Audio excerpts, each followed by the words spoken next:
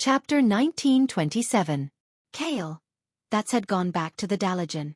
This was his duty, and he had always been very loyal.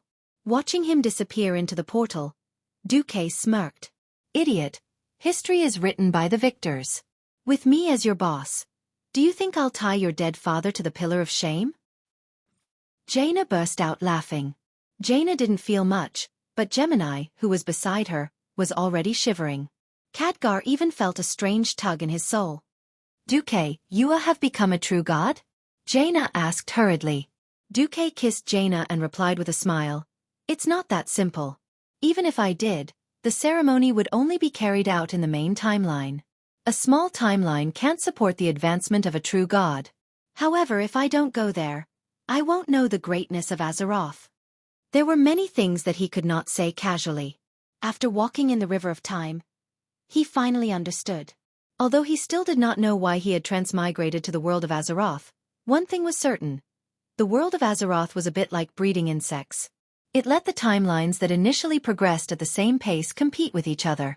As time passed, the timelines that did not develop well and were destroyed by various situations were slowly eliminated. Instead, mysterious resources that mortals did not know were poured into the timelines that performed better. Slowly, that became the main timeline. Obviously, the timeline that he, Xueqi, was the one that stood out among the tens of thousands of timelines. Otherwise, how would he, Xueqi, have the right to cross over to other timelines to cause trouble?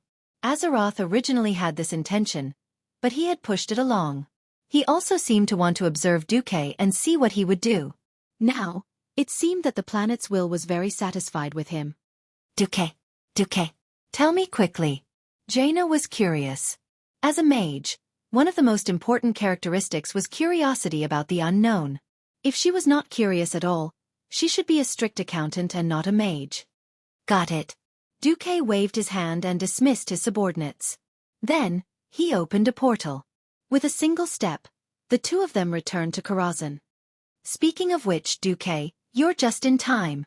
We had just started our attack on the tribe, and you came back. Xueqi smiled. I've been fighting with the tribe for 30 years. I can finally put an end to this grudge. No matter what, I shouldn't be absent at this final moment. Indeed, Xueqi had been through too much. From the time he had landed in the Elven Forest next to Stormwind City as a transmigrator, from the beginnings of a mere mage apprentice to his current position as a demigod, fighting openly and covertly with the tribe was the main theme of Xueqi's growth. No matter what, he couldn't miss this final scene. There were some lines that he had laid for more than 10 years, and now it was time to pull in the net. While Xueqi chatted with Jaina about interesting things in other timelines, he secretly informed William, Muradin, and the other important leaders of the Alliance. Yo! I'm back. Completely ignoring the switch of the magic communication, Xueqi's voice and appearance appeared directly in their minds, giving them a shock. What the hell? Don't scare me. William complained. F***CK. If you dare to scare me again, believe it or not, I'll blow up your Karazhan. The temporary dwarf king was very similar to his elder brother. They were as irritable as ever. Xueqi shrugged. No, I just wanted to say hello. Tell them that I'm back. Next, it's still up to you guys to do what needs to be done. I'll let Jaina do the actual work. You guys just have to cooperate. Damn it, I still want to take the credit of personally destroying the tribe. William pretended to be fierce. Come on, William. This is a grudge between the previous generation. We haven't all died yet, so there's no chance for a junior like you to step in. Muradin smiled slyly. This was the benefit of being a veteran. William was born at the wrong time. In terms of seniority, it really wasn't his turn to step in. TSK.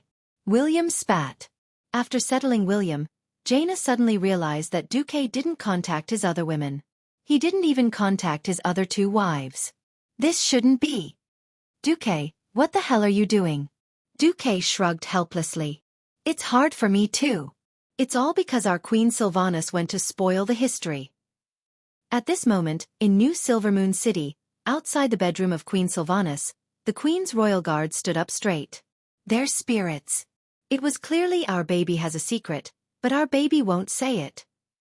In the bedchamber, a massive condemnation conference was underway. Apart from Jaina, All the queens and female leaders of the alliance were gathered in the conference. Let me tell you guys. Xueqi is a big jerk. I've fought with him in thousands of timelines. Guess what?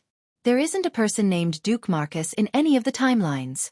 Queen Sylvanas was like a paparazzi, waving her fists and gritting her teeth. He was just an ordinary human back then. Maybe in other timelines, he didn't meet me and was killed by that wild boar.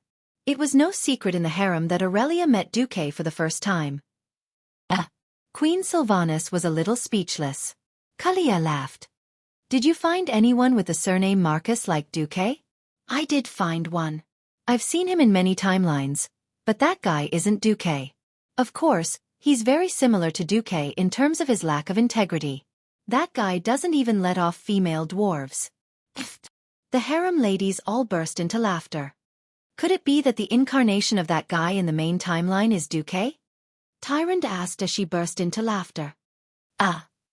After hesitating for a long time, Queen Sylvanas shook her head. It's not him. Even their souls aren't the same type.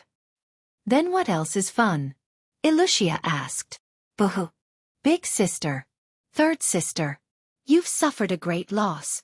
Queen Sylvanas fiercely revealed that Xueqi had cuckolded 2XX and Luo X in this timeline, taking Aurelia and Windsor for himself. Then, Queen Sylvanas revealed to Tyron that Xueqi had cuckolded Ma XXX. Who knew? The two sisters laughed and said in unison, if I were to choose, I'd probably still choose Xueqi. Tyrant held her face in her hands. Sigh. Perhaps this is what we call an ill-fated relationship.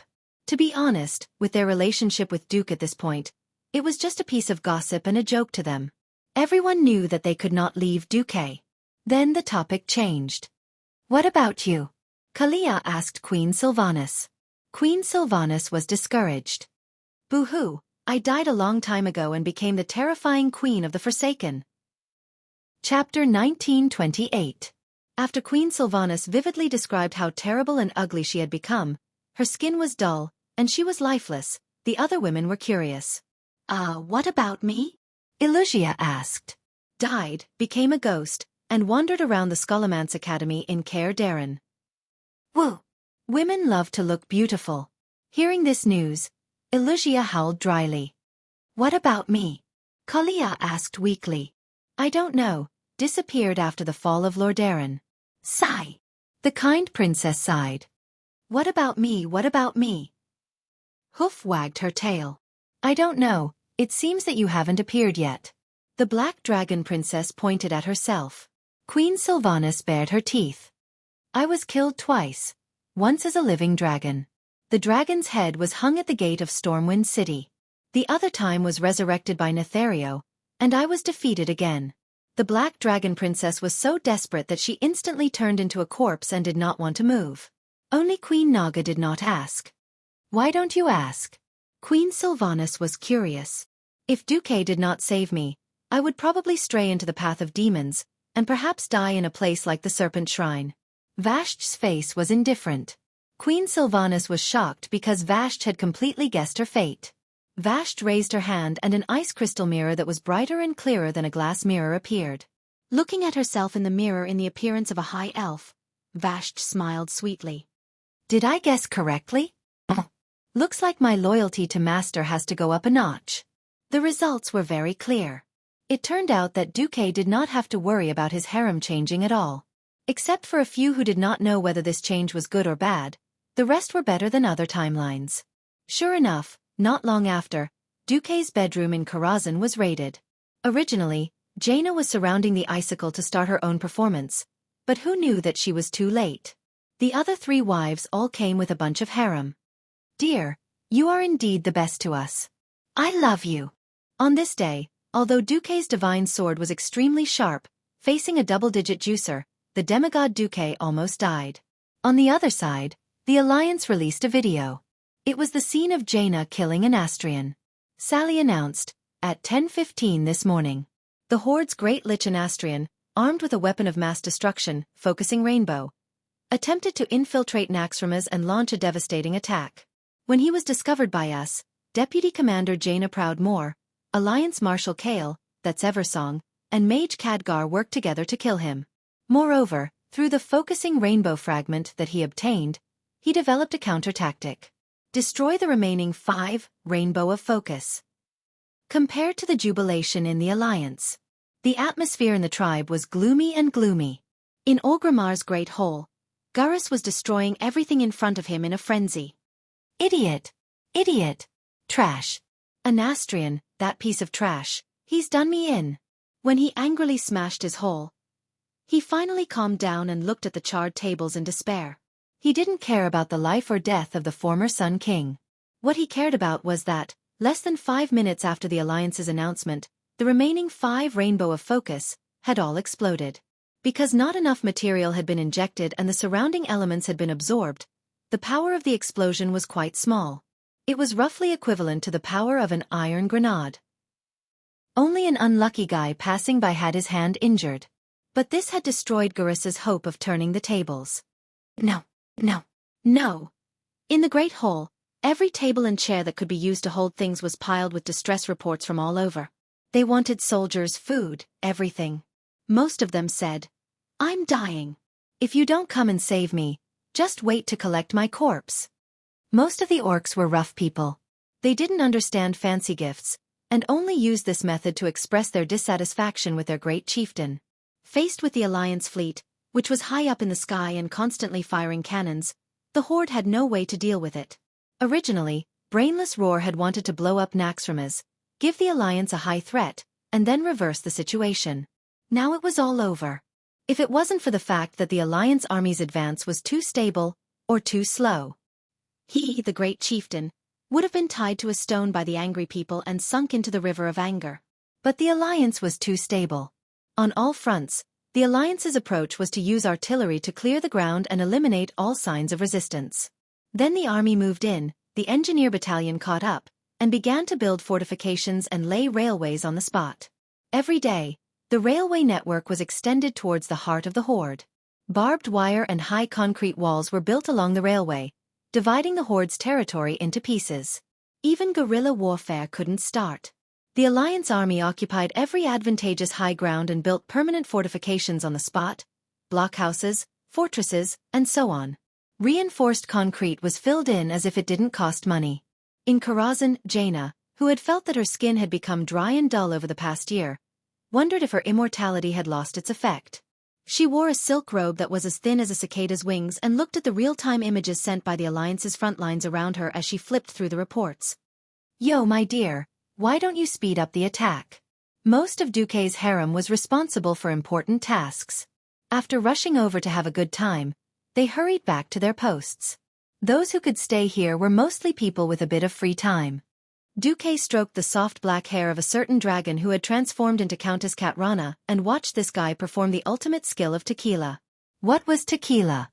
The dragon's tongue rode the sword, and its breath smelled like orchids. It was called tequila.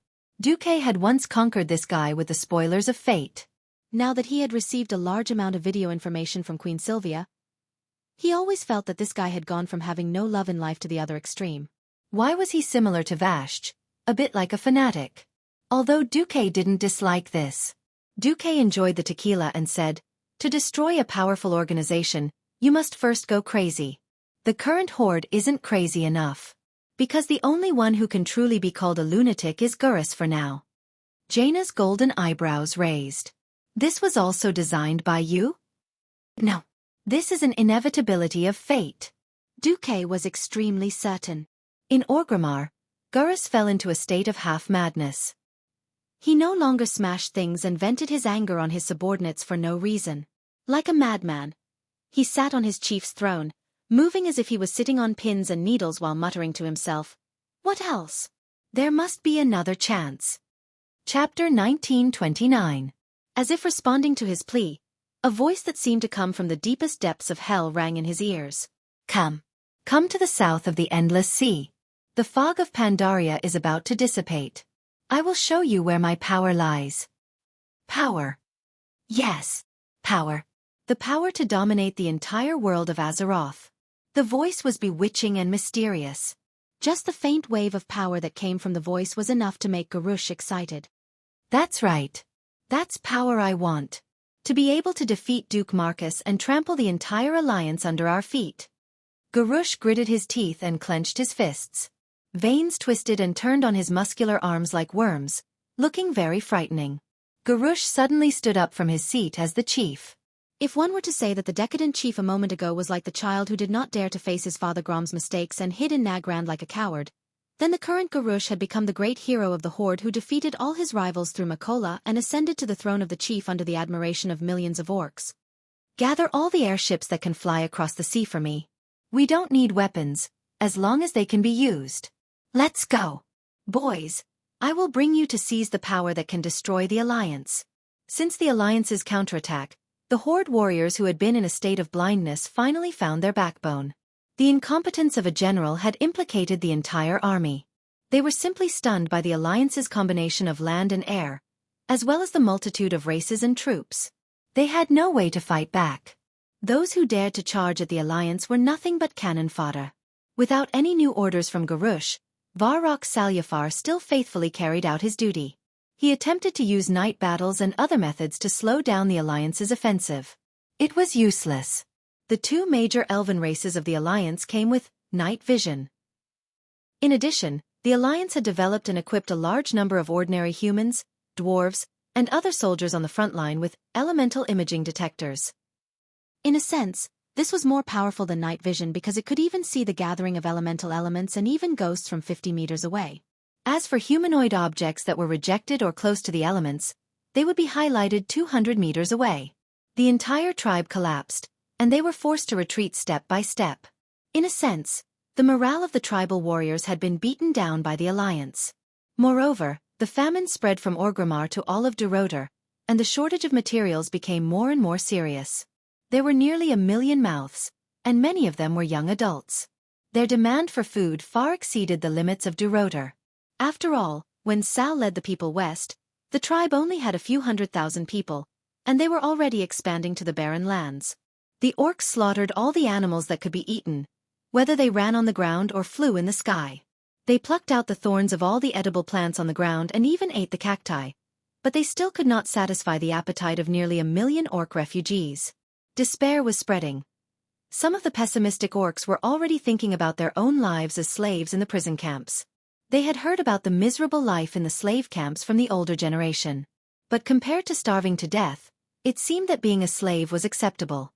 But no orc dared to say it out loud, because the great chief, Gurus, was a typical warmonger. Some people also began to miss Sal.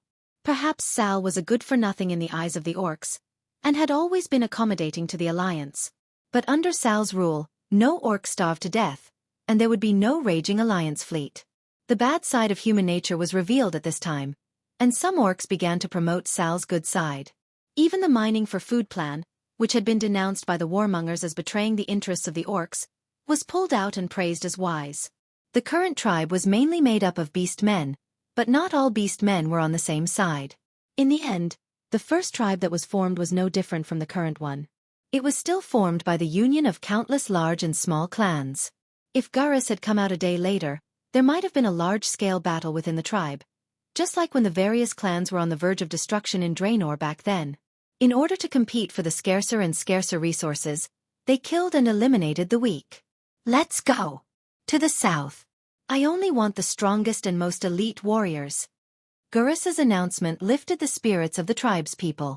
They waved their weapons and consciously let the strongest warriors of the clans follow Gurus onto the airship. Being simple-minded, they never thought about whether they could break through the Alliance's air blockade. In fact, at this point, there was a fierce debate within the Alliance. The young and strong faction advocated a triumphant march straight into Orgrimmar. After all, it was a simple matter to bring the main city of the tribe into the range of the airship's cannons. From the day the Alliance occupied the Azhara region, built the port and pier, and stationed the airships, they were ready to go south at any time to cause trouble. They had been waiting for this day for a long time. But the moderate factions strongly opposed it. They cited various examples of the Alliance and the Horde working together to fight against foreign enemies, from the time when the Horde united with the Horde at Mount Hyjal to the Burning Legion and killed Archimonde, to the later Molten Core heroes, and so on. They were just blinded by Gurus' Hellscream. If they had a milder leader, the Horde would be a help to the Alliance. Several middle and high-level bishops of the Church of Holy Light waved their arms and shouted. Although their voices were not mainstream, they were quite popular among the middle and lower classes, especially among the young. Only the higher-ups of the alliance remained silent. Kalia looked very worried. At this time, Ilusia sent a magic voice transmission to Kalia. Did you know? A person like Duque who takes one step at a time actually did not prepare a prison camp. Can you guess what this means? Ah! Kalia exclaimed in a low voice. Of course, she knew what a prison camp and a detention center was. After the Second Battle of the Dark Portal, the countries of the Alliance almost went bankrupt in order to build prisons, assign guards, and feed the green-skinned gluttons. Apart from Lord Darren who used the orcs as gladiators to make money, the other countries were full of complaints.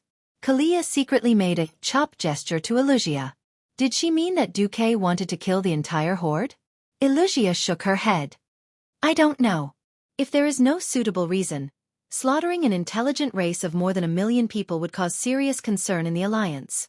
Just as the people below were making noise, the front line of the Alliance suddenly received a strange order. When the front-line fleet encountered the Horde's airships breaking out of the encirclement, they were to stop them with fierce momentum and a very low hit rate. It was also stipulated that the number of Horde airships that were shot down could not exceed 20% of the total number of airships. Violators, from officers to soldiers, would all be sentenced to more than 10 years in prison. Chapter 1930. What the F***CK?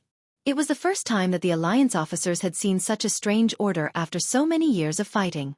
They were all confused and even angry, asking for confirmation from the command center.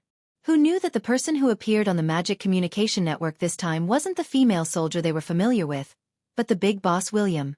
This is the unanimous decision of the Throne Conference. You have to obey even if you don't want to. Alliance soldiers, your duty is to obey orders. You can object, but we'll see you in the military court. William, who had a bad temper, was the most suitable person to play the role of a black-faced god. The soldiers below immediately fell silent. This kind of nonsensical order wasn't easy to grasp. It wouldn't be good for those who were too lousy to go. Although they were usually lousy, if they weren't careful, they could fire a cannon. If they had a hit rate of 50%, a group of people would be finished. In the end, the middle-level officers of the Alliance discussed for a long time. First, they expanded the scope of the investigation, then prepared elite cannoneers and a large number of specially prepared artillery shells. As expected, the Horde actually took advantage of the night to sneak in. That night, the night was not at all alluring. Dark clouds covered the sky, and there was no light.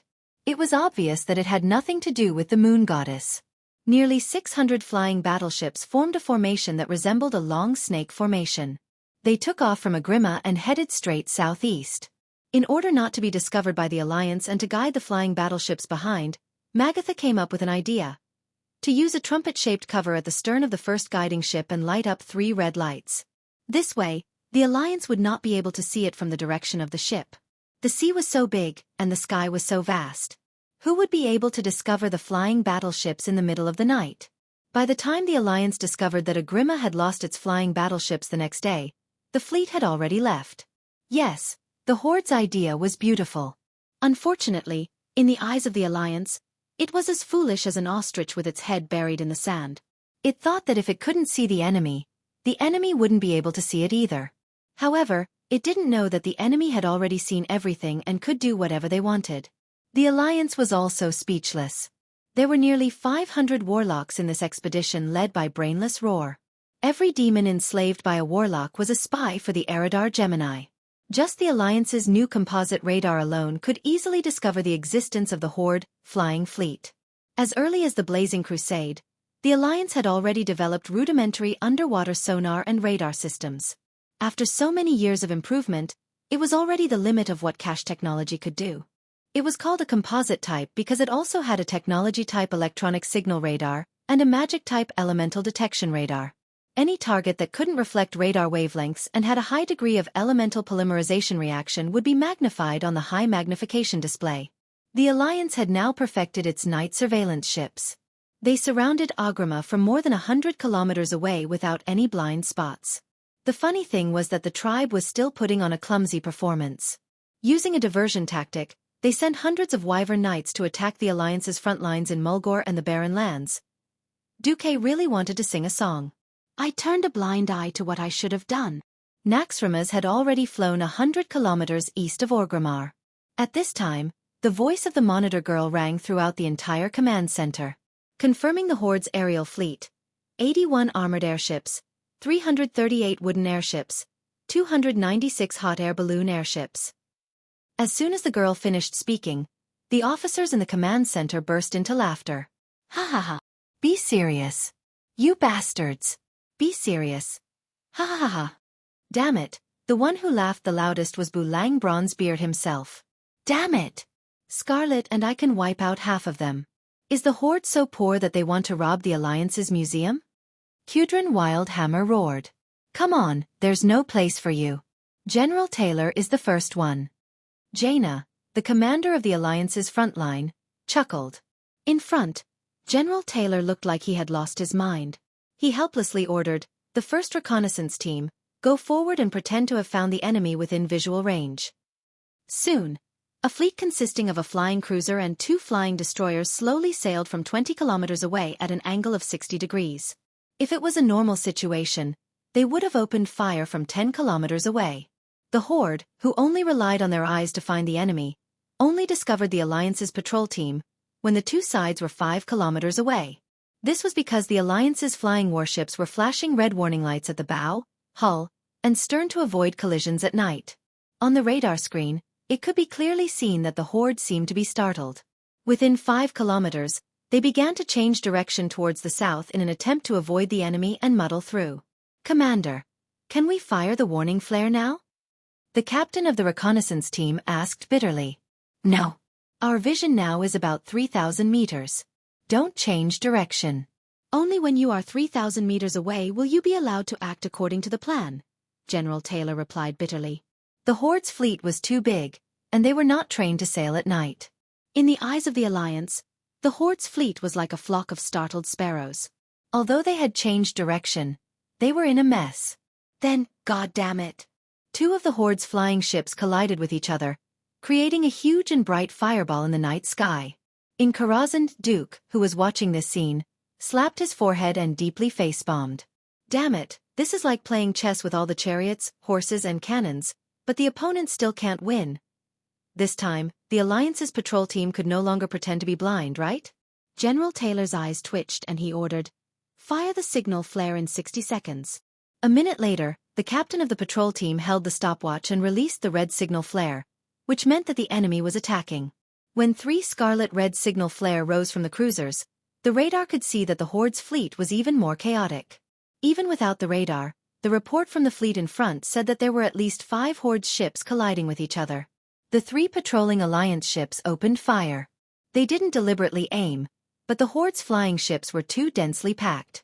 The destroyer on the left opened fire with 3 120mm main cannons. It was just a random shot, but all 6 of the cannons hit their targets. Immediately, 6 brighter fireballs rose in the night sky. General Taylor, who was watching the battle from the flagship Bismarck, cursed on the spot. Are you *King stupid? Those green skins who rely on their naked eyes to observe the battle don't even know what ballistics is. Can't you just aim your cannons into the sea? All the cannoneers on the Z-23 should clean the toilet for a month. Chapter 1931. The captain of Z-23 felt bitter too.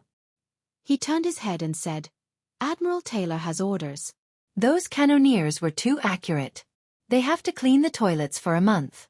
Then, those cooks in the kitchen, didn't they complain all day about how bitter it was for them to watch their brothers having sex while wearing a green hat? Now it's time for them to open fire. Who knew that even the cookhouse cooks would perform better than they should? Their hit rate was as high as 31%. Many of the Horde's airships were made of wood. Some of the airships were still able to stay in the sky after being hit by the non-powered mechanisms. They became the light in the dark, guiding the way for the chefs. Even the cooks had to be replaced. Admiral Taylor was in a mess. Don't tell me that the entire Horde fleet was destroyed by 3 airships? Fortunately, this worry was unnecessary. After being attacked for a full 5 minutes, the Horde fleet finally began to fight back amidst the curses of Moron Roar. Bang! Bang! Bang! Continuous cannons sounded. The Horde cannoneers didn't care too much and just fired in the same direction. In Admiral Taylor's eyes, the flashes of the cannons were like holy light of salvation. Before the cannonball even reached the patrol fleet, Taylor shouted in the comms, "You've all been hit. I repeat, Xueqi Squadron, you've all been hit and are on fire. Leave the battle zone immediately." The captain of the flagship of the patrol fleet, Prince Eugen, rolled his eyes. "Did you guys hear that?" Night artillery battles were the most important test of technology and training. Even within the Alliance, with the help of all kinds of advanced technology, as long as the distance was over 5,000 meters, the hit rate would still not exceed 10%. Not to mention the Horde cannoneers who had never been trained in night artillery battles. Fortunately, even if the Horde wasn't strong, the Alliance's actors were strong. Under the captain's orders, the prepared Alliance soldiers lit up the barrels of gunpowder they got from the museum. Bang, bang, bang. The sound of the explosion was easily transmitted to the Horde fleet 3 kilometers away. Then the Horde people were overjoyed. Hit? Ha ha ha. Hit. The entire Horde fleet was in an uproar. The scene they wanted to see appeared. The 3 Alliance warships burst into flames at the same time. The silhouette of the ship was clearly visible. Under the watchful eyes of the Horde warriors, the 3 Alliance airships began to fall. They weren't fast, but they were falling away from the Horde's fleet. In fact, the soldiers on the 3 Alliance warships were feeling bored. Traditional black gunpowder barrels could not penetrate Prince Eugen's 80mm armor.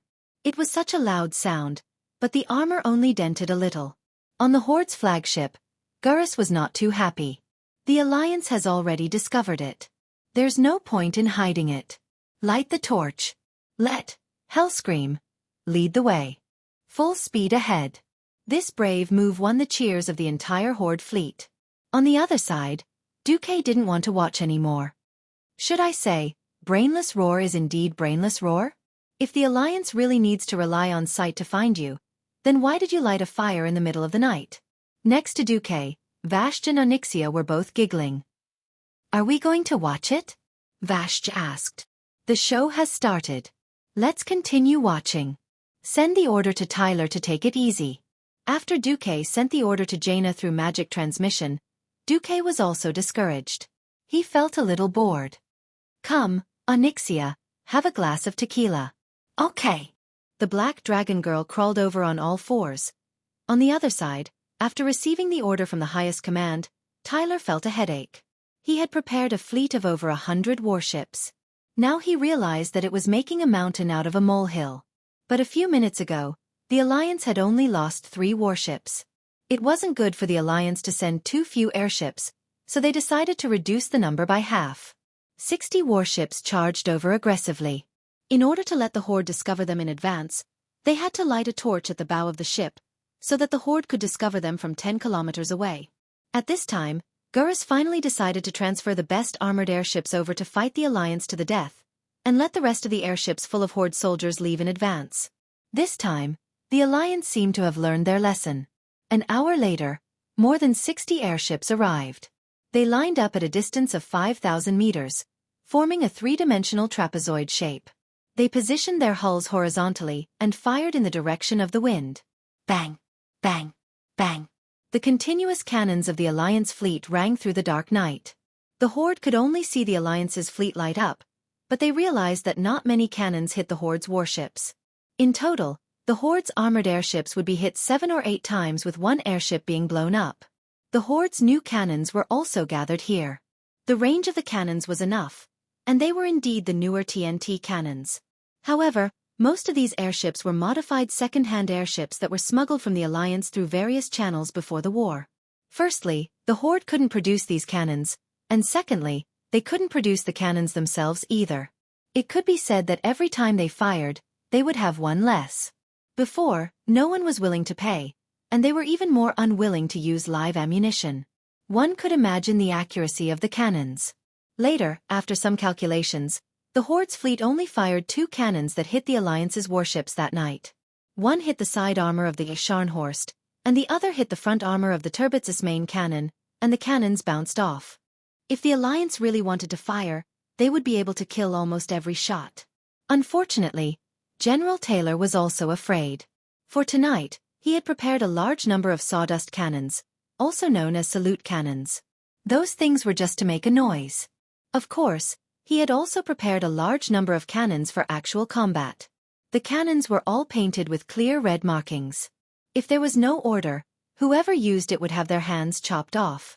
Even the cannons that landed in the middle of the night were often the Type 3 cannons, used to deal with small targets such as flying dragons. The two sides fought for most of the night, giving people the feeling that it was two internet trolls fighting each other online, and no one could hurt the other.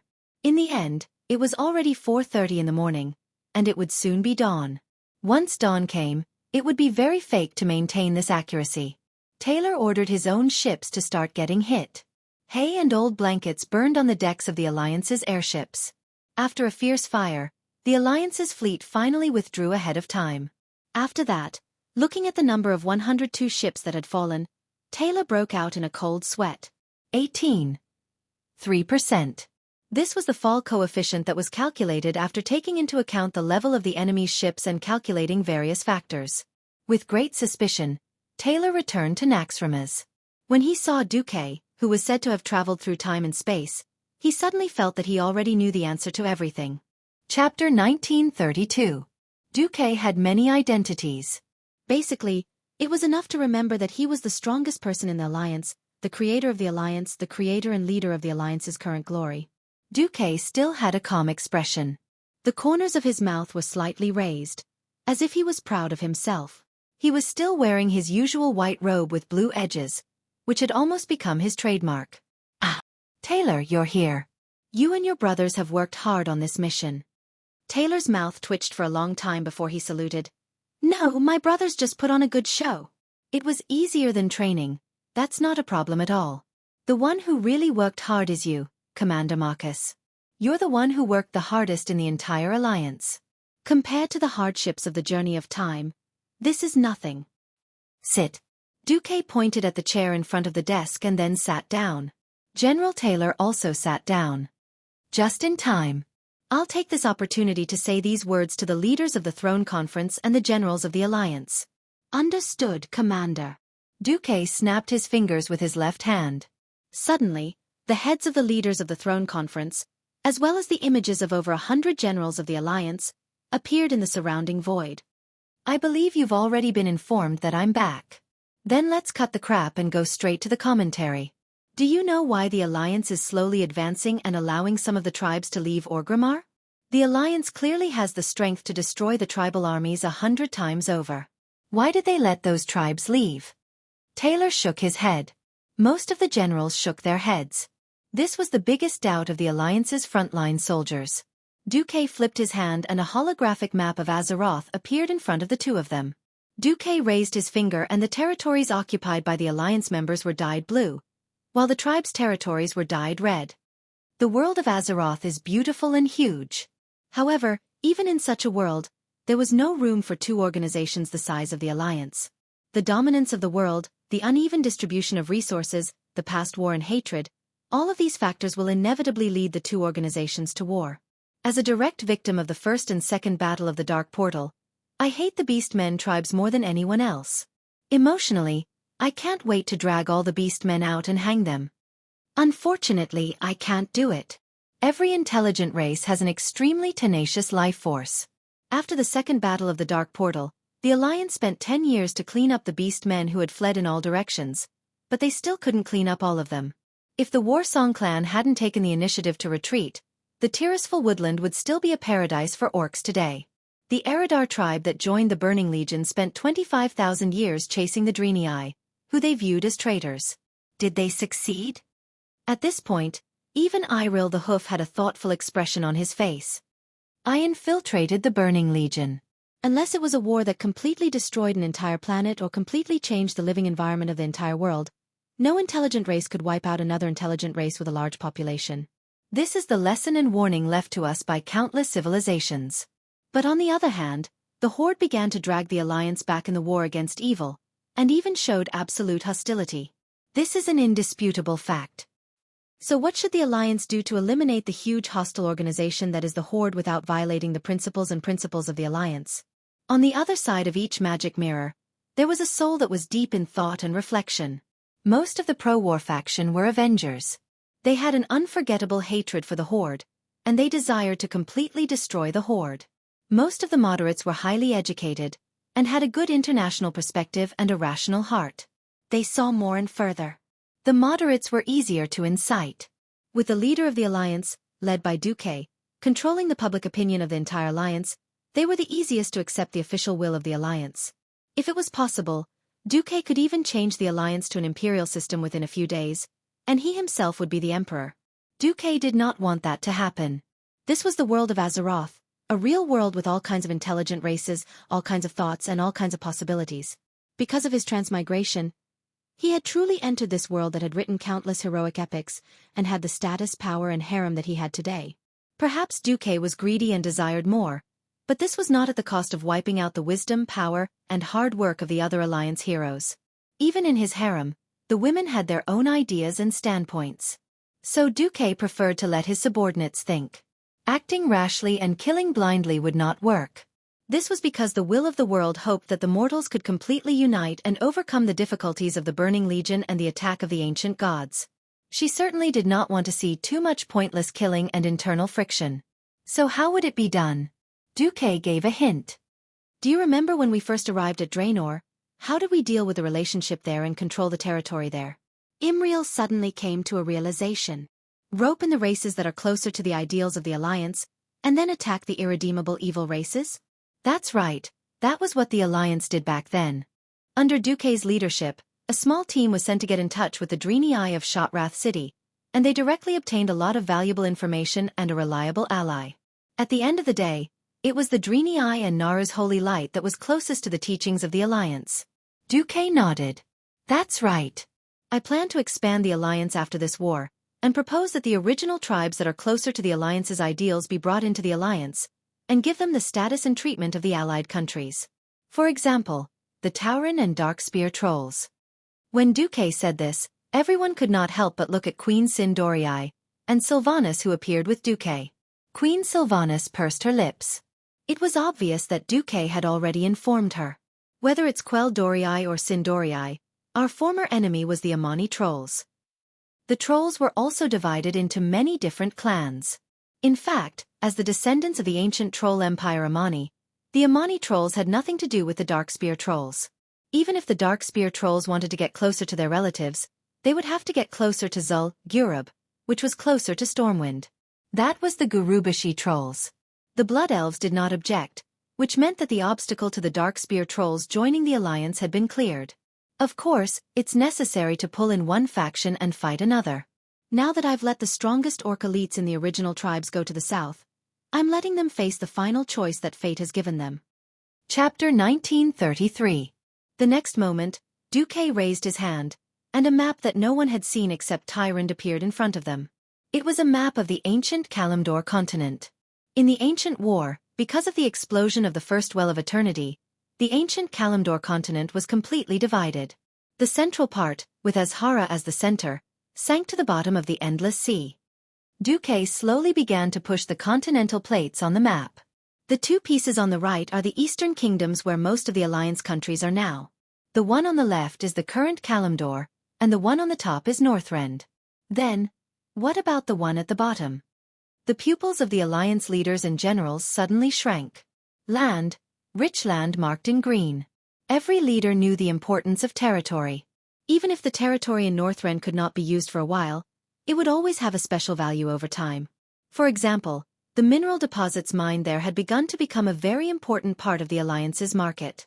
The farmers recruited by the Alliance had been planting all kinds of crops in the relatively mild climate of Northrend for several years in a row. Now that the Alliance's technology and transportation level were getting better and better, having a piece of fertile land was definitely a dream come true. All of a sudden, the breathing of the Alliance leaders quickened. Unfortunately, the next second, Xueqi dispelled their thoughts. This land has long had a master. It's just that in the past 10,000 years, the entire continent has been covered in thick fog. No ship dares to sail blindly in the thick fog, or the ship will be destroyed and the people will die. That's why this continent is not known to the world. Xueqi cleared his throat. Here, I would like to introduce the name of this continent to everyone. Pandaria. There are many intelligent races living on it, mainly Pandaren. So I hope that after you enter this continent, you will act cautiously and not violate the Alliance's policies. Then, we only need to wait for the tribe to enter the core area of this continent, and Gurus will bring the tribe into the deepest abyss of despair. With that, Xueqi began to introduce the situation of Pandaria in his memory to the core members of the Alliance. After the legendary battle in which the Titans defeated a group of ancient gods and elemental lords, ancient Kalimdor was in a state of chaos. At that time, the most intelligent creatures on the continent were the trolls. Later on, the trolls evolved into night elves, forming the Kaldorii Empire. 10,000 years ago, other than the two main races, the night elves and the trolls, there were actually several races in the southernmost part of the continent. For example, Fiend Gu and the Pandaman. It had to be said that the culture and history of Pandaria, in the eyes of a transmigrator like Xueqi, had a very Chinese style of story. It was something that had completely changed the style of the game. Xueqi himself felt that it was very out of character for a Western fantasy to turn into a Chinese fantasy. The world was just that wonderful, wasn't it? Approximately 11,000 to 10,000 years ago in the Dark Portal calendar, the Night Elves began to indulge in magic and even abuse it. After the Pandaran's advice was ignored, the alliance between the Kaldorii Empire and the Pandaren Empire was severed. After Xueqi became the emperor of the Pandaren, he discovered that the actions of the Night Elves would destroy the world. Then, he and his partner, the Monkey King, began their ascetic journey to save Pandaria. After many years of hard work, Xueqi and the Monkey King, with the help of the four heavenly deities, discovered and sealed 6 of the negative emotions: doubt, despair, violence, hatred, anger, and fear, in the underground area near the temples of the 4 heavenly deities. However, they let go of the 7th negative emotion, pride. Then, Xueqi gathered the elites of the country, and established the Shadow Sect to be responsible for guarding the seal of the fiends. After the explosion of the Well of Eternity, which later generations called the Great Cataclysm, Xueqi ascended to the plentiful spring platform and cast spells according to the knowledge he obtained, causing the Pandaria continent south of Kalimdor to be surrounded by an impenetrable fog, preventing it from being destroyed by the explosion. Xueqi disappeared from then on and merged with Pandaria, becoming the last emperor of the Panda people. The area where the Thunder Throne was located became the Thunder God Island, which was also protected from destruction by this fog. The central area of the Zandala tribe relied on the help of powerful magic to survive the Great Cataclysm and became the Zandala Island. Every 5 years, the Zandala tribe would gather all the troll tribes in the world for a meeting to deal with various problems. They still had the power and prosperity of many troll tribes, but their strength was not as strong as before. After the end of the Pandaren Empire, the Goldfish people and Macaques also established a temporary dynasty, but it was quickly destroyed due to the betrayal of these 2 races. Since then, the Goldfish people and Macaques became enemies. The Shadow Sect gradually developed into the army of the Pandaren, and their responsibilities increased. They were responsible for defending the Coiled Dragon Ridge and helping the 4 heavenly gods and the Golden Lotus cult. After that, although the fiends still appeared from time to time with the wars between ancient fiends, the lizard men, macaques, and goldfish people, the Shadow Sect could deal with them alone. Some of the Taurans who were nomadic hunters in the Pandaria area were trapped in the harsh environment of the Mantis Plateau after the Great Cataclysm. They gradually evolved into the wild Taurans and relied on plundering mantises and Pandaren to survive. They had conflicts with the Shadow Sect from time to time. On an island in the outer seas of Pandaria, the 4 heavenly gods and their believers built a huge trial field. The Pandaren came here to accept the trial and follow the path of the last emperor, Xueqi. There was also a wild Tauren clan living here. At some point, this island disappeared from its original position, and in the following thousands of years, it would randomly appear in the outer seas of Pandaria. It was called Eternal Island. The ancient fiend warlord, Gelsang, led his army to attack the territory of the Mantises. The ancient fiend's secret master, Xueqi, invented a magic smoothbore cannon to deal with the flying mantises. However, the cunning advisor, Xueqi, pretended to be the warlord's decree, so Xueqi had no choice but to use the weapon before it was completely completed. The young mantis man, Kurluk, followed the others to attack the Great Wall and fought with Gelsang's army. His responsibility was to throw bombs at the ancient fiends from the sky. Kurluk was curious about the eagle's hunting method and constantly trained himself to imitate it, which was something that adult mantises could not do. The Caraxi Council noticed this and deliberately taught Kurluk a lot of knowledge. Kurluk decided to practice his skill of landing from the sky to attack the enemy, and was equipped with a pair of sharp blades. The ancient fiend's new cannon was very successful, and almost all the mantis flyers were wiped out, except for Kurluk. He swooped into the ancient fiend's camp and started a massacre, destroying the weapon and killing High Xin. He was praised by the Empress and was given the name Windswept. Chapter 1934. Not long after, Kelruk once again charged into the ancient devil camp and began a massacre. Warlord Gelsang dealt with Xueqi, who had forged the order.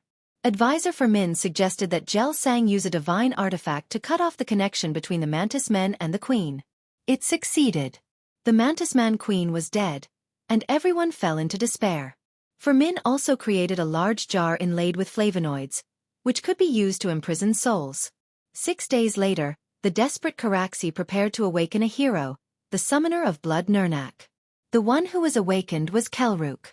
Nurnak's ability was to influence the other Mantis Men, and with his superb strategic ability, he perfectly controlled the Mantis Men army to fight. Nurnak taught Kelruk a lot of history and battle strategy. They prepared to divert the ancient devil army, and then the two of them led a surprise attack to destroy the divine artifact. Although the ancient devils retreated in defeat, Warlord Gelsang hid in the large jar, and the Mantis Men could not kill him. After the two of them killed Min and snatched the divine artifact, Nurnak was killed by the arcane power contained within. Kelruk smashed the divine artifact into the arcane cannon, destroying it. The queen was finally saved. In the end, the Wind Stealer Kelruk also became a hero. He was sealed until the Empire was in danger. The Door of Darkness started from about 3,000 to 2,700 years ago. The races living on Pandaria no longer understood the state of the other parts of Azeroth, and even thought that they had been destroyed. That was until the Pandaman Lu Lang rode on the back of the turtle god's son and left Pandaria to explore other parts of the world beyond the fog, becoming the first Pandaman explorer. The god's son returned once every 5 years. Over the years, more and more people joined Lu Lang's expedition team, and the god's son grew bigger and bigger, becoming a wandering island that roamed around the world. The Pandaman monks on the god's son island had 2 philosophies: the Earth-Water School and the Fire-Metal School. The leaders of these 2 schools were Aisha Cloudwalker and G. Firepalm. After Lu Lang's death, the god's son never returned to Pandaria, and the Pandaman living on his back cut off contact with Pandaria. Both sides thought that the other had been destroyed. The Door of Darkness started from 2700 to 26 years. Although the Panda people who lived on the Lost Islands occasionally appeared in various parts of Azeroth, the other races knew very little about the Panda people. Among them, the most active Pandaren explorer was Chen Stormlicker. In the original history, he had fought alongside the Horde in the war between the Kalimdor Alliance and the Horde in 22 years. On the Son of God, Lily Tempest Licker dreamed of becoming a traveler like Uncle Chen, so she started to keep a travel diary. First, it was about the adventures of her home, the Lost Island. Then, Lily made up her mind to explore the whole world. On the Lost Island, Lily learned about the story between Lu Lang and Shenzhen through Chen's letter. After the Hungry Ghost Festival, Lily left the Lost Islands to explore the world and search for Uncle Chen. After experiencing a thrilling adventure that would even fill up to 500 words in the history books, Chen and Lily finally returned to the Lost Island. Recently, after the cataclysm caused by Deathwing, although the locals did not understand, the cataclysm still had an impact on the Pandaria continent, and Xiao Hao's seal on Sha had also loosened. On the Lost Island, a missing Pandaren accidentally brought back the Pearl of Pandaria. Lily saw Pandaria from it and left the Lost Island, deciding to search for this continent. To protect Lily, Chen also left. In the original history, Lily came to the Iron Furnace Fort but did not receive any help. Chen found her, and the two went to Hidden Treasure Bay together. They participated in a battle between the Blackwater Bandits and the Bloodsail Pirates, and received help from the Kirin Tor mages. In the end, the Blackwater Bandits brought them to Gadget-san. Chen and Lily followed the Explorer Association's convoy to Oldham. In Ramcon, Torville was judging the Nephysites. Chen could not help a Nephysite repent. However, Torville still thanked them and gave them a boat to sail. Meanwhile, Chen and Lily were separated in a violent storm on the sea. The two were rescued by the Alliance and the Horde respectively. Then, they participated in a conflict on the sea between the Alliance and the Horde. A few days later, the two finally drifted to Pandaria. In this life, with Duque in charge, would they let go of a legendary Pandaren hero? As a veteran player, Duque definitely remembered how Blizzard Daddy introduced the monk class to all the players in the opening cinematic of Pandaria. The Great Horde General Nazgûl and Alliance General Taylor fought without any enemies. When faced with the legendary hero Chen Stormlicker, they were beaten up by Chen alone. Just like a father teaching his son a lesson, he did not have any temper at all. After Duque roughly introduced Pandaria to the entire Alliance military, Duque clapped his hands, and the door behind Taylor slowly opened. Duque's maid Vanessa led the two humanoid pandas into the room. Wow! Many people in the magic mirror exclaimed. There were so many intelligent races in the world that ordinary people would never have the chance to see in their entire lives. However, for such a cute, furry and intelligent creature with a burly build, it was a little magical. It should be said that many queens were so cute that they bled. Especially when they saw Lily, who was wearing red clothes and had curly braids of black hair. Kalia and Elusia were completely captivated. So cute. I want to hug her. Jaina calmed down a bit. Enough, sisters, don't scare her. As a traveler, Lily and her uncle Chen had seen the world. But they did not expect to receive such a high standard of treatment. As soon as they left the Lost Island and entered the Alliance, they were discovered by the Alliance's intelligence organization and reported. They were sent to Naxxramas as national treasures. Oh, national guests. Because the Alliance officials told them personally that the Alliance's commander, Duke Marcus, had the most detailed information on Pandaria. In fact, this was indeed the case. Before meeting General Taylor, Duque had a detailed discussion with the uncle and nephew. The content was mainly about Pandaria and Yaxagi. In the archaeological relic, Yogg-Saron's Box of Mysteries, it had said quietly, "In that sunken city, he fell into a dream. In the land of Nyarosa, there is only sleep. The god of drowning's heart is like black ice. Are you having the same dream again?" The seven-eyed black goat cast its bright gaze at us from the outside. The seven-eyed black goat referred to was the ancient god, Yaxagi. Chapter 1935. Yaxagi was an ancient god. According to Caraxi's legend, he devoured hope and released despair. What he breathed in was courage, and what he breathed out was fear. In order to prevent the majority of mortals from thinking that it was just a legend, Caraxi also talked about the war between the Titans and the ancient gods, as well as the death of Yaxagi. Yaxagi's body was extremely large. This ancient god that stood above the earth had a body made of flesh and blood. On it were countless huge mouths that constantly opened and closed, as well as dark, cold eyes. At the beginning of the war between the Titans' creations and the ancient gods, the guardians of the pantheon gathered together and pointed the spear of justice at the Dark Empire ruled by Yaxagi. Their first obstacle was the holy city around Yaxagi, which was a fortress made of Yaxagi's flesh and blood. The guardians firmly believed that as long as they completely overturned the largest Faceless One fortress in Azeroth, they could wipe out the enemy in one fell swoop. The guardians led the crowd to destroy wave after wave of Faceless Ones swarming like a tide, and then marched with difficulty toward Yaxagi's mountain-like body. By the time they captured the holy city and launched an attack on the ancient gods, the scattered bodies of the Titans' creations and the Faceless Ones had already submerged the mountains and rivers. Yaxagi was far more powerful than the guardians imagined. The Titans' creation's spirit was poisoned by him, and then they gave birth to fear and could no longer see a glimmer of hope. The pantheon couldn't help but worry that their servants would be overturned in the claws of the ancient gods. Therefore, they temporarily put aside the possible harm to the world and took a more direct action. The father of the pantheon, the strongest titan, Amun-Thul, used his body that was as large as the moon to break through the stormy skies of Azeroth. He used one hand to firmly grasp the writhing body of the ancient god. Immediately, he pulled his sturdy arm and pulled the ancient god out of the world's surface in one fell swoop. Yaxagi's gigantic body immediately disintegrated. His boundless body scattered in all directions, instantly shattering countless mountains. Even the creations of the hundreds of Pantheon guardians near Yaxagi could not help but turn into ashes.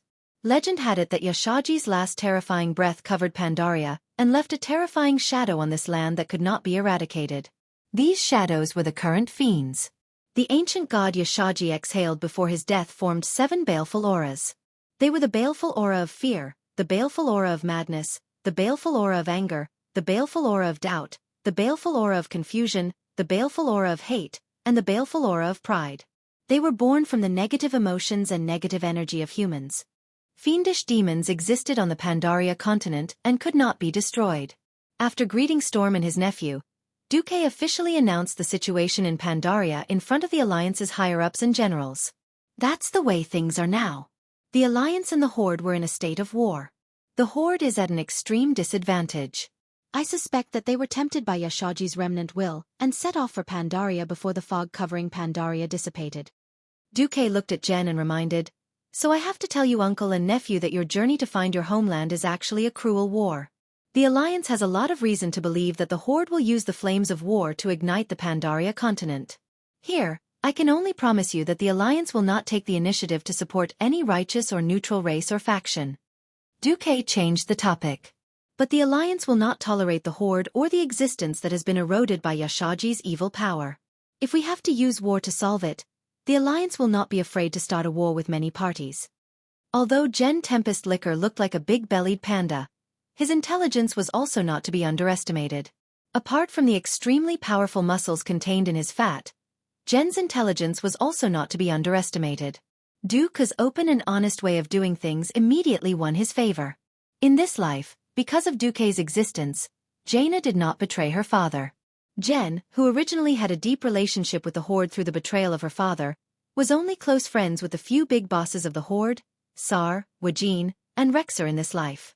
After all, it was Dalen Proudmoore's fleet that slaughtered the Darkspear Trolls village and flattened the entire island. In a rage, Old Chen followed Rexer and Wajin to attack Dalen's fleet. This kind of friendship that had been through life and death was completely different from the friendship of ordinary friends. Therefore, Old Chen did not have any grudges against the Alliance in this life. Instead, he felt that the powerful demigod and commander of the Alliance, Duque, was kind enough. The round-headed panda hero, Old Chen, nodded. "I'm glad that such a powerful world organization can still maintain such an upright and noble philosophy. I'm happy to be a witness to this scene. At the same time, I hope to help deal with Yashaji's malevolent aura." Old Chen left some leeway in his words.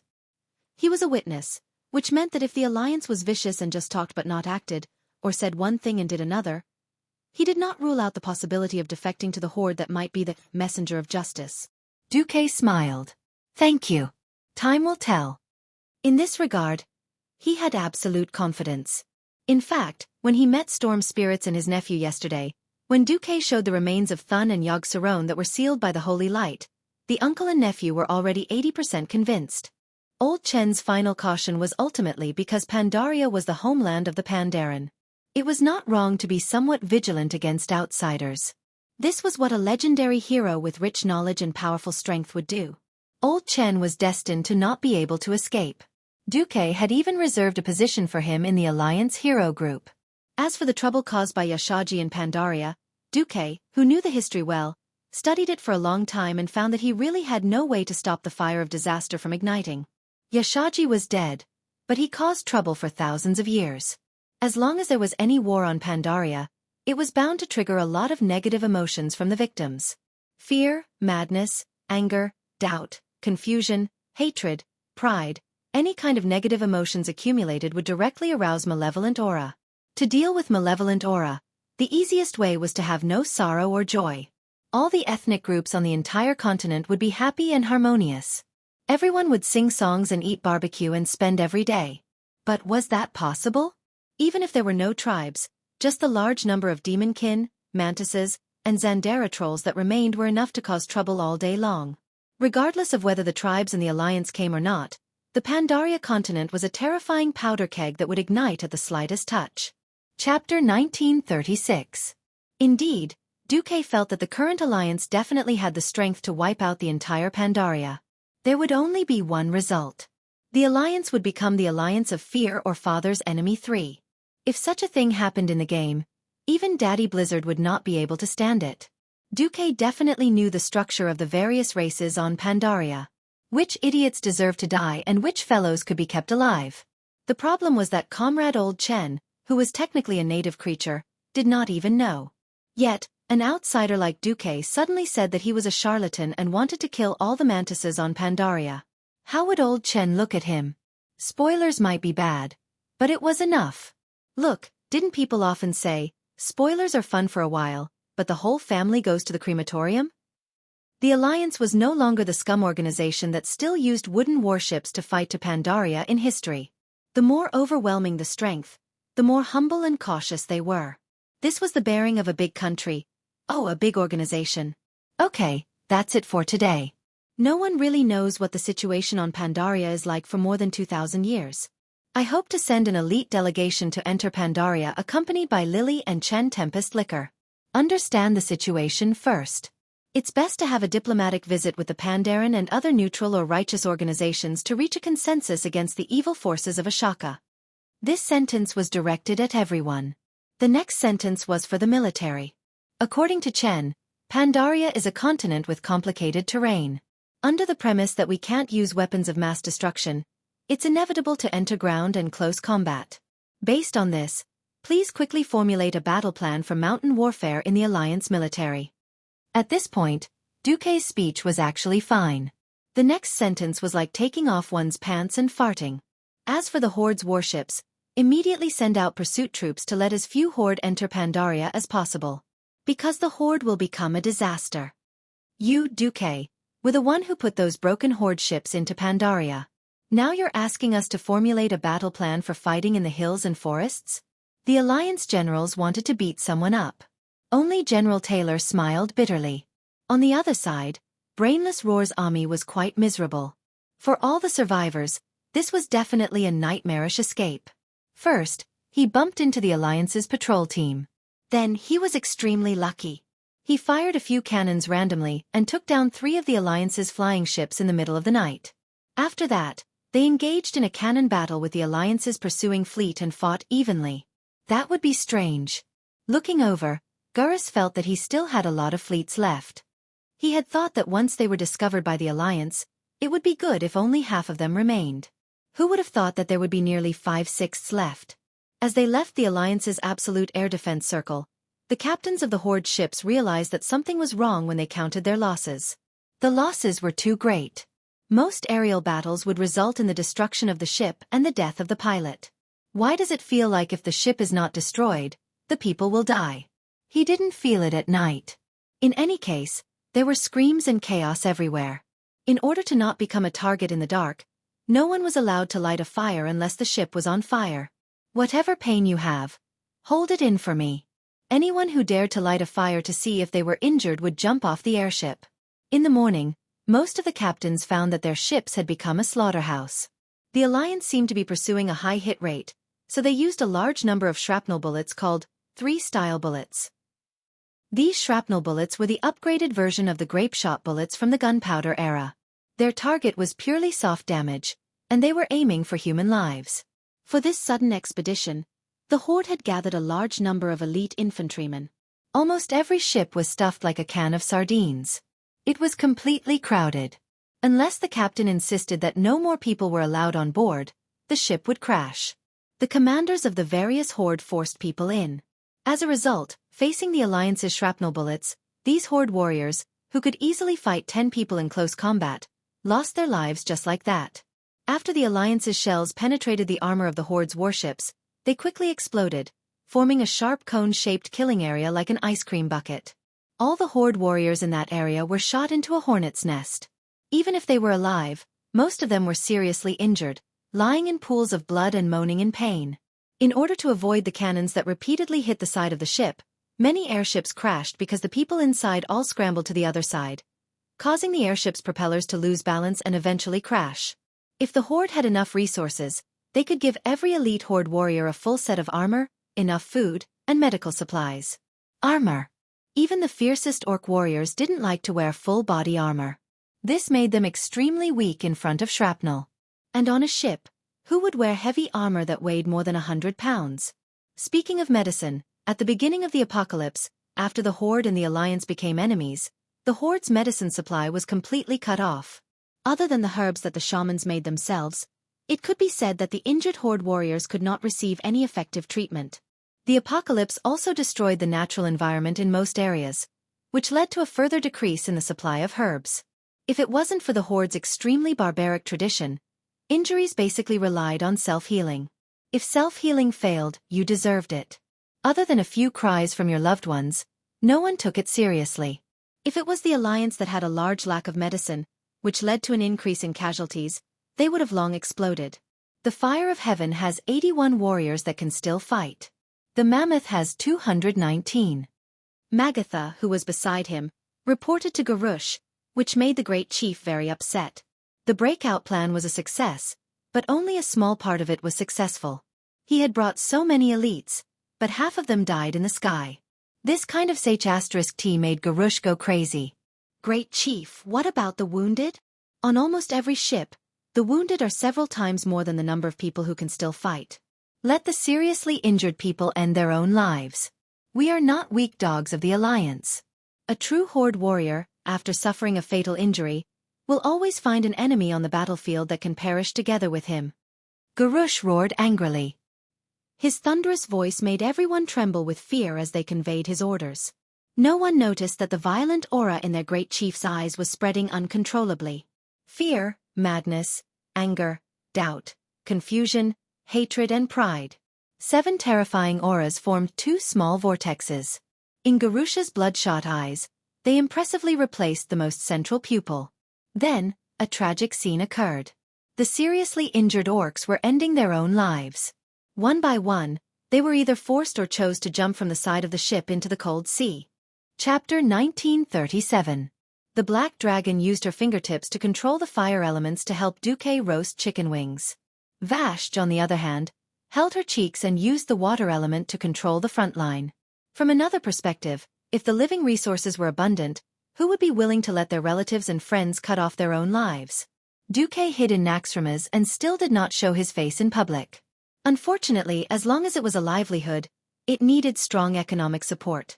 At this time, not many people noticed that they had actually entered Pandaria and were beginning to be affected by Yashaji's murderous aura.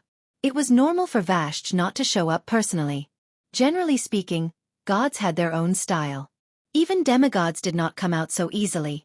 Beast men were ruthless to others and also to their own people.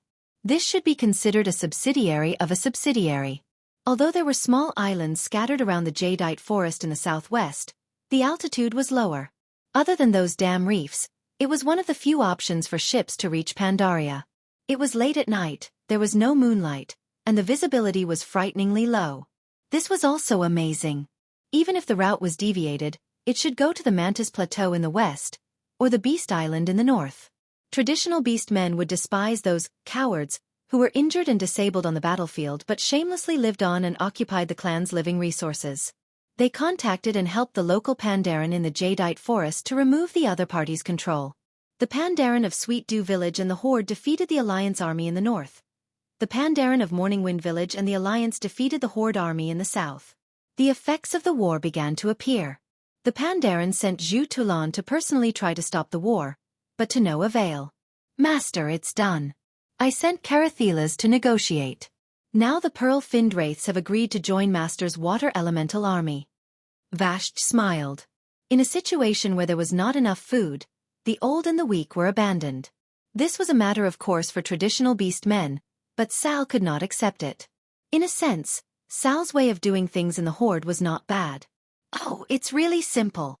It was an exaggeration to say that it was a song, but it was just a random humming. Just like the Alliance, all kinds of post-war bills and war bills implemented a social security system. It ensured the continuation of the bloodline of the soldiers who sacrificed themselves for the Alliance and the safety of their loved ones. That was why the soldiers were united and fearless of sacrifice. Now, with the 4 great elemental lords and the support of Fate's hands, the pearl-finned goldfish people in the jadeite forest were willing to join the Alliance. They weren't even considered a subsidiary race because they relied on the subsidiary races of the Alliance. Almost every tribe warrior threw the blame to the Alliance. This clockwise turn from the northwest to the southwest was simply a crazy flight route. The most brain-dead thing was that the flight route actually passed right in front of Naxxramas, which was flying west. It was precisely because of the lack of survival resources that the tribe developed such a barbaric and violent tradition, not to raise trash. That was because they couldn't really enter the Pandaria region after reaching the shore. In the original history, the Alliance ship Heaven Seeker, which was escorting the tribal prisoners of war, had crashed on the back of the giant turtle, causing the giant turtle to almost be sucked into the giant whirlpool and self-destruct. Some of the Pandaren on the island joined the Alliance and the Horde under the leadership of the Water and Earth factions Monk Aisha Cloud Song and the Firegold factions G Firepalm. Their heroic self-destruction attracted sharks and other creatures in the sea. That kind of mournful mood triggered a further reaction.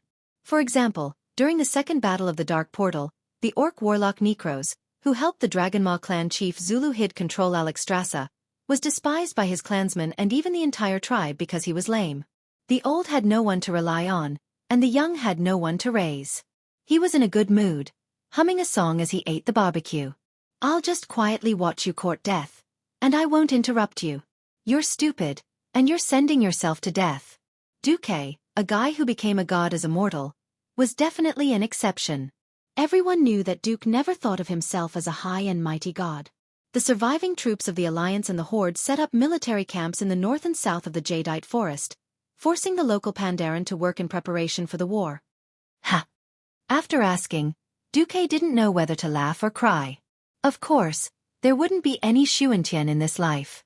Suddenly, a secret communication was connected, and Jaina immediately said, "Not good. The Horde is in trouble." Several airships had crashed on the island of disorientation, which was the body of the giant sea turtle, Shenzhen. And one of the airships smashed into the big turtle's head. Shenzhen should have fainted. He seems to be drifting in the direction of the Great Maelstrom. As long as they didn't light up the lights, the Horde's airships, which relied on their vision to search for the enemy, would probably be able to maintain silence and fly within 3 kilometers without the Horde noticing. Bu Lang Bronzebeard looked at the dense dots on the radar, each of which represented a Horde airship. He couldn't help but complain. "Damn it! Getting rid of these Horde now is easier than killing wild ducks by the pond with an old-fashioned gun 100 years ago." Beside him, Vashj and Onyxia looked like they had been left out. What the hell? Under Brainless Roar's mysterious navigator, they first deviated east, then went straight south, and finally made a miraculous turn west to land in the Jade Forest area. Normally, the shortest route from Orgrimmar to Pandaria should be to Thunder God Island in the northwest of the Pandaria continent. After Sal came to power, the situation was much better. Of course, for the sake of their great commander's plan, the Alliance had to order Naxxramas and the thousands of airships around it to move north.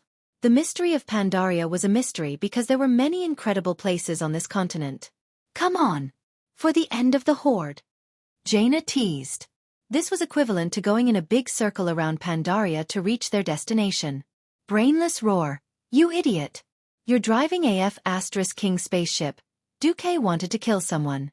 Sometimes, he also made things difficult for his subordinates. Yes, for the end of the Horde. At some point, hundreds of generals in the command center responded in unison. In the slave camp, Sal had seen too many tragedies. If it was a ship sailing on the sea, it really couldn't be said that the Horde was at fault. This was because the entire western, northwestern, and northern edges of the continent and islands of Pandaria were all steep stone walls that were hundreds of meters high. Without climbing tools, just reaching the shore was useless. Chapter 1938. First, the Alliance's flying ships had long since become all steel, powered by a diesel engine and a magic array anti-gravity system. Second, and most importantly, the naming method of the Alliance's warships had been monopolized by that bastard Xueqi. Xueqi rarely abused his power and wantonly named the Alliance's new warships after the Second World warships on Earth. Except for the earliest Heavenbreaker, Xueqi monopolized all the naming rights for the new warships that followed. The dwarves and gnomes were also helpless. The glue rule was that whoever invented it named it. Although they were all flying ships, everyone knew that the new turbines, engines, power systems, and wind tunnel experiments on the hull construction of the second-generation pure diesel version of the flying warships were all done by Xueqi. Third, the latest version of the Alliance's flying warships, even the old diesel flying warships that had not yet been retired, were all equipped with anti-gravity emergency systems. Unless the hull was directly blown in half in mid-air, even if the power system was lost, the ship could still slowly descend after the emergency magic array was activated. To avoid the ship being destroyed and people dying. It was simply a sin. The tribal flying ships that had been wounded by the Alliance's Type 3 bombs and subcannons actually survived for more than 1,000 kilometers and crashed into the giant tortoise-like dumplings falling into a pot near the Shenzhen Z. Xueqi's goal was to not destroy the ships even if people died. The effect was remarkable, but unfortunately there were side effects. Now it was clear that in order to escape, the tribe collectively made a large number of ships that could not withstand the emergency landing. When they saw a small island, they went to play crashing into the flying ships. Duque's maids had long been told that as long as Duque was not practicing swordsmanship inside, Storm and his nephew were to directly bring them in, so Vanessa opened the door. As soon as the door was opened, Duque heard the cries of the panda Lily Storm. "Big brother Duque, please save the lost island." Duque rushed to the secret monitoring room of Naxxramas with the two uncle and nephew as he promised. "Well, no problem, the Alliance will not sit back and watch a friend die."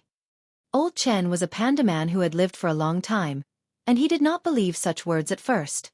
Then, he thought of Duque's other identity, the demigod of Azeroth. Old Chen fell silent. No matter what, as long as there was a glimmer of hope, no one wanted their hometown to be destroyed. The monitoring room was not far from Duque's study. It was also a special space attached to the center of Naxxramas.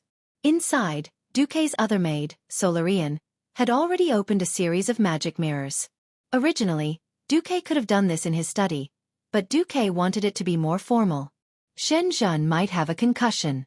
He's completely unconscious.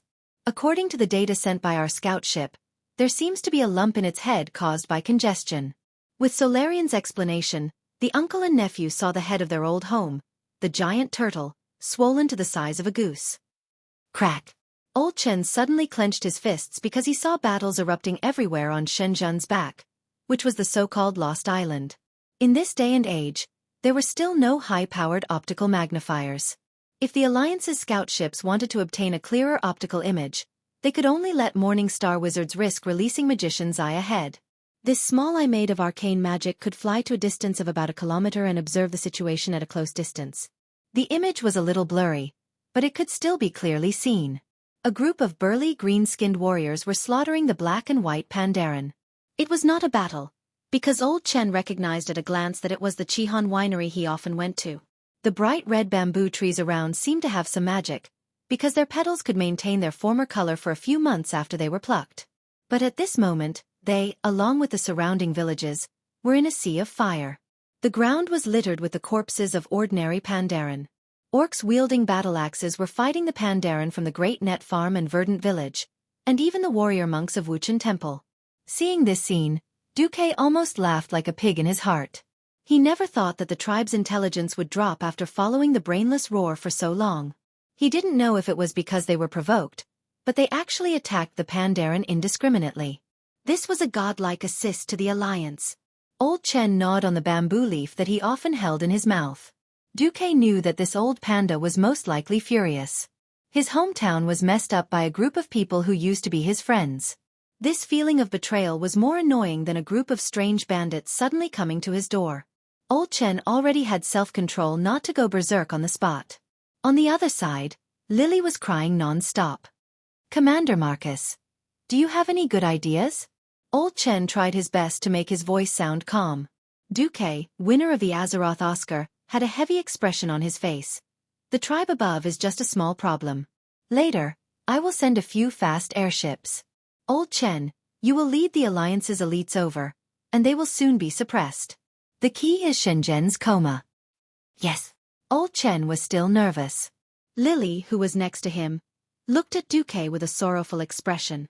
If Duque was a person overflowing with love like Kalia, he would probably immediately fall for that pair of watery black eyes.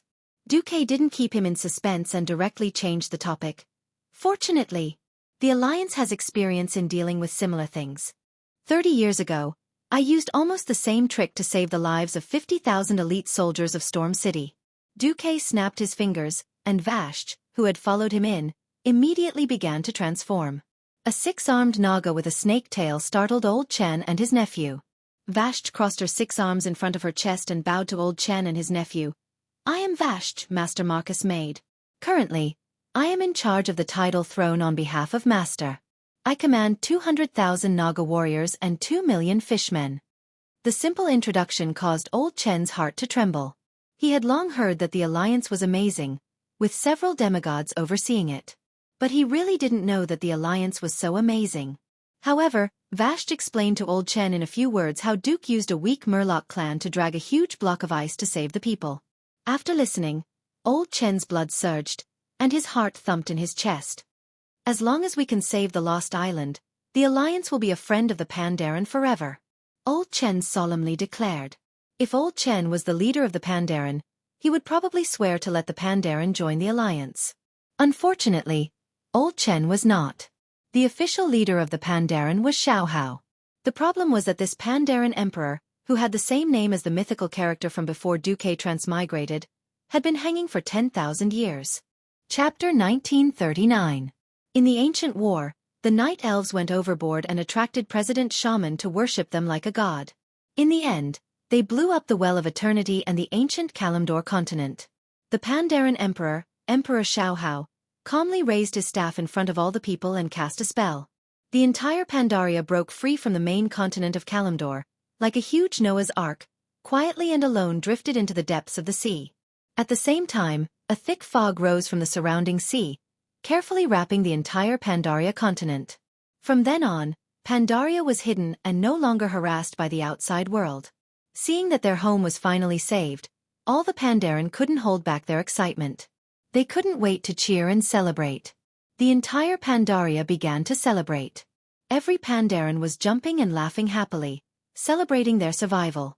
Unexpectedly, just as the Panda people were celebrating, Emperor Xiaohao fell to the ground with a thud under everyone's watchful eyes.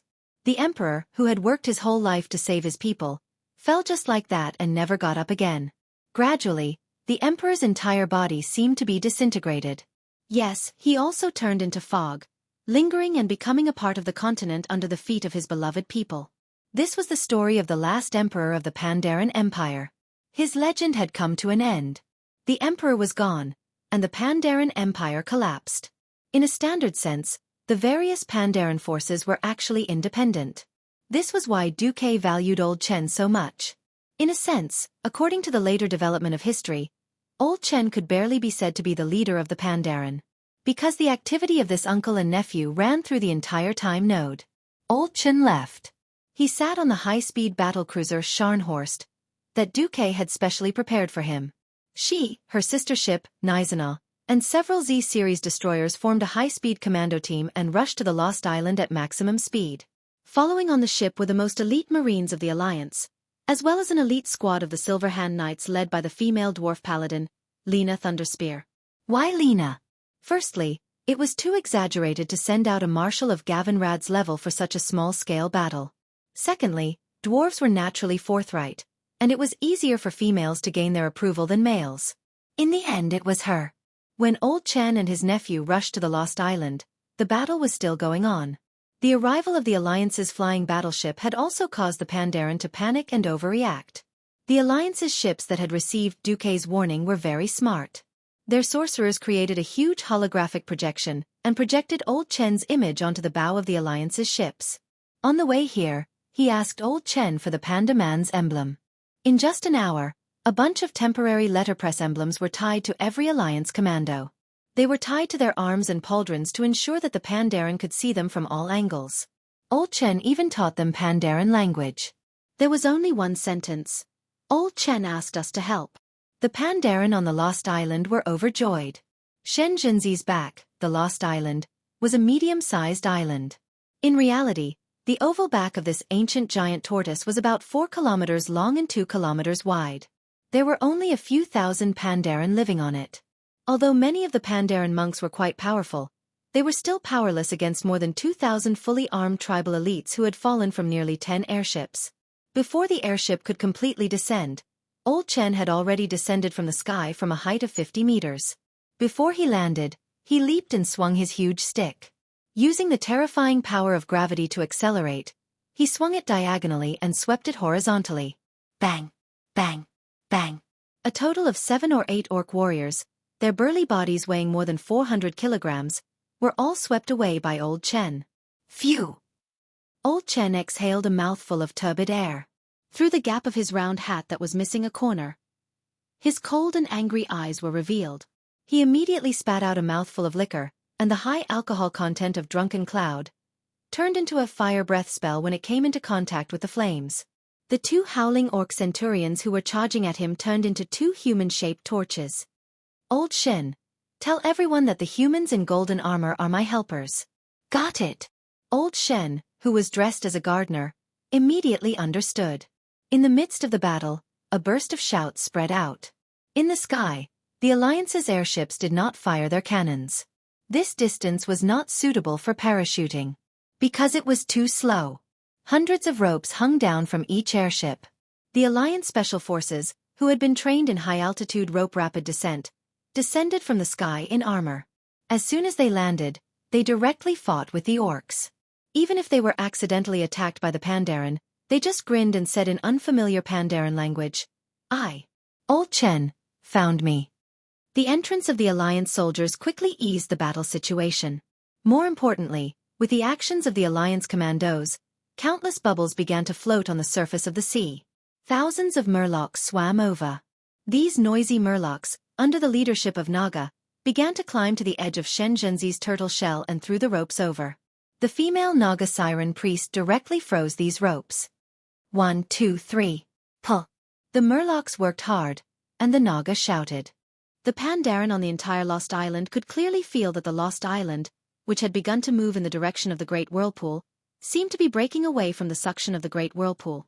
Occasionally, the Pandaren who were free ran to the shore and were surprised to see tens of thousands of murlocs trying to pull the Lost Island in the opposite direction. Not only the murlocs, but in the direction of the Great Whirlpool, a huge fish-shaped monster floated to the surface. It pressed its forehead hard against the Lost Island, and a huge tail slapped the water hard, trying to pull the Lost Island out. In addition to it, more water elements emerged from the bottom of the sea. They raised their thick arms and pushed the island hard. The battle on the Lost Islands was still ongoing. Half an hour later, the Alliance fleet arrived.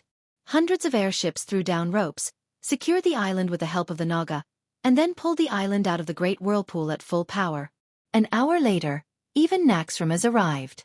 This behemoth, which was no smaller than the Lost Island, played a vital role. Hundreds of thousands of energy beams swung down from Naxxramas and grabbed the edge of the Lost Island by itself. It took half an hour to drag and pull the unconscious Shen Zhenzi out of the dangerous waters. At this time, the battle on the island was over. More than 2,000 orc warriors were wiped out. Every corner of the island rang with the cheers of the Pandaren. Long live the Alliance. Chapter 1940. This was definitely an accident. Xueqi dared to swear that there was absolutely no such scene in the original history. He couldn't imagine how brainless the tribal warriors were to start a massacre as soon as they landed. This made something that could be said to be far-sighted happen. The Pandaren spontaneously praised the Alliance. Because not only did the Alliance send people to save their people according to Old Chen's request, but the Alliance also did the heroic deed of saving Shen Zhenzi. It was a miracle to drag an ancient giant tortoise that weighed 10,000 tons. The Pandaren of the Lost Island held a grand welcome ceremony for the arrival of the Alliance. There were red lanterns, firecrackers, couplets, and even lion and dragon dances everywhere. This made Xueqi, who had secretly come to the Lost Island, think that he had returned to the countryside of the Celestial Empire. That kind of ink painting of the countryside made Xueqi feel very comfortable. What surprised Duke the most was that the leaders of the Earth and Water faction and the Firegold faction, the two Pandaren sects that came from different eras, Aisha Cloudwalker and G Firepalm, both of them wanted to join the Alliance at the same time. That's right. They wanted to join the Alliance. Xueqi clearly remembered that Ji Huazhang of the Huazhang sect had directly joined the Horde in history. Why did they join the Alliance? Would there still be Pandaren in the Horde? With a shudder, Xueqi immediately came to a realization. No wonder the Huazhang sect made this choice. First, it was the Horde who attacked the Lost Island, and no matter how you looked at it, the Horde was evil, and the Alliance was simply the messenger of justice. Second, the Alliance looked more powerful. At first glance, it was obvious that the Alliance's warships were far superior to the Horde's level.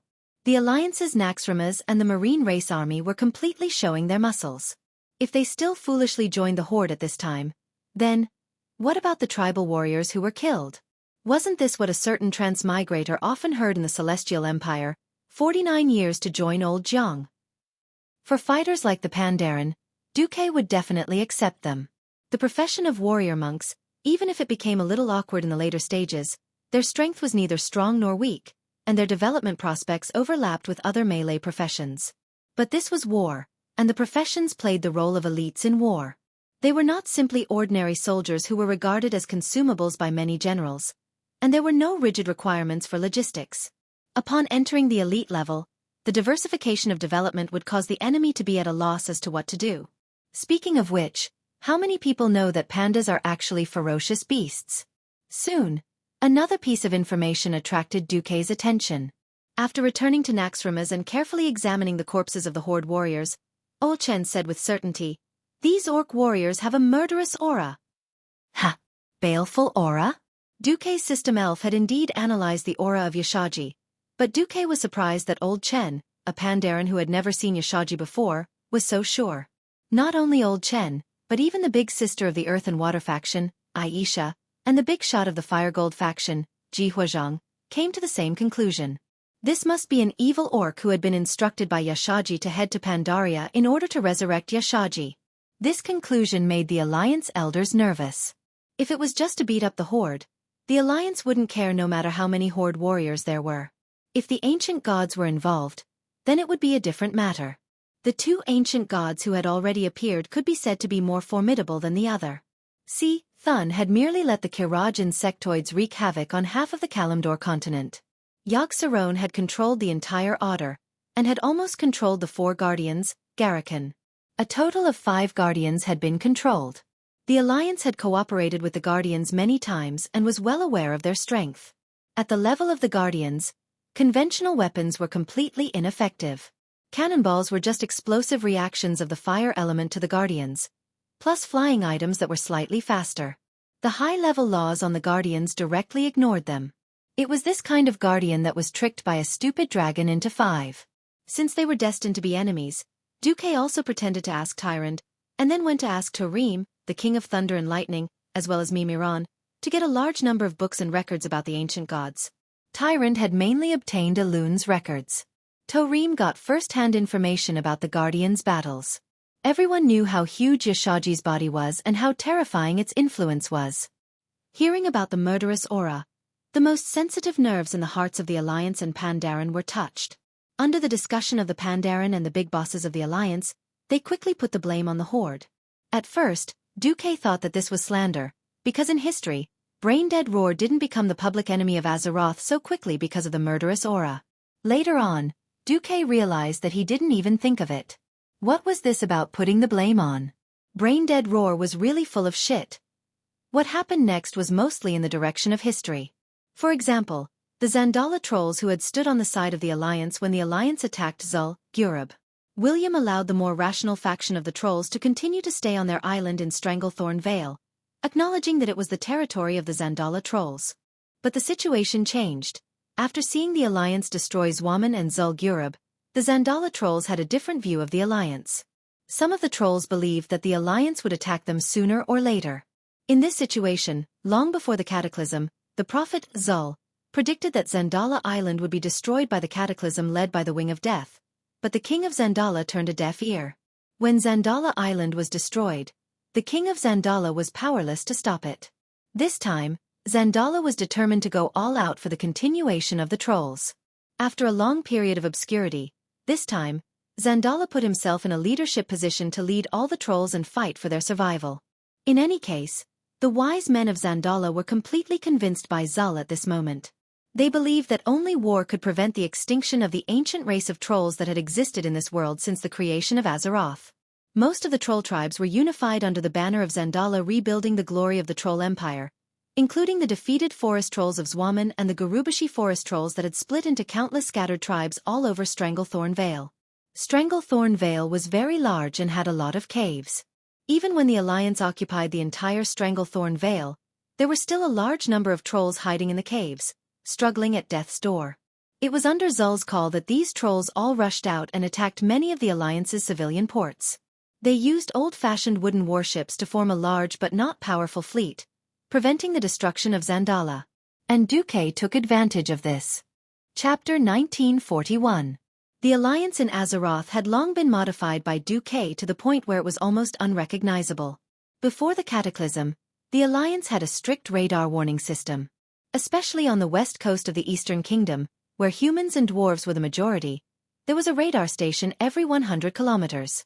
Each radar station was stationed with at least one company of soldiers, with 3 griffins or hippogriffs.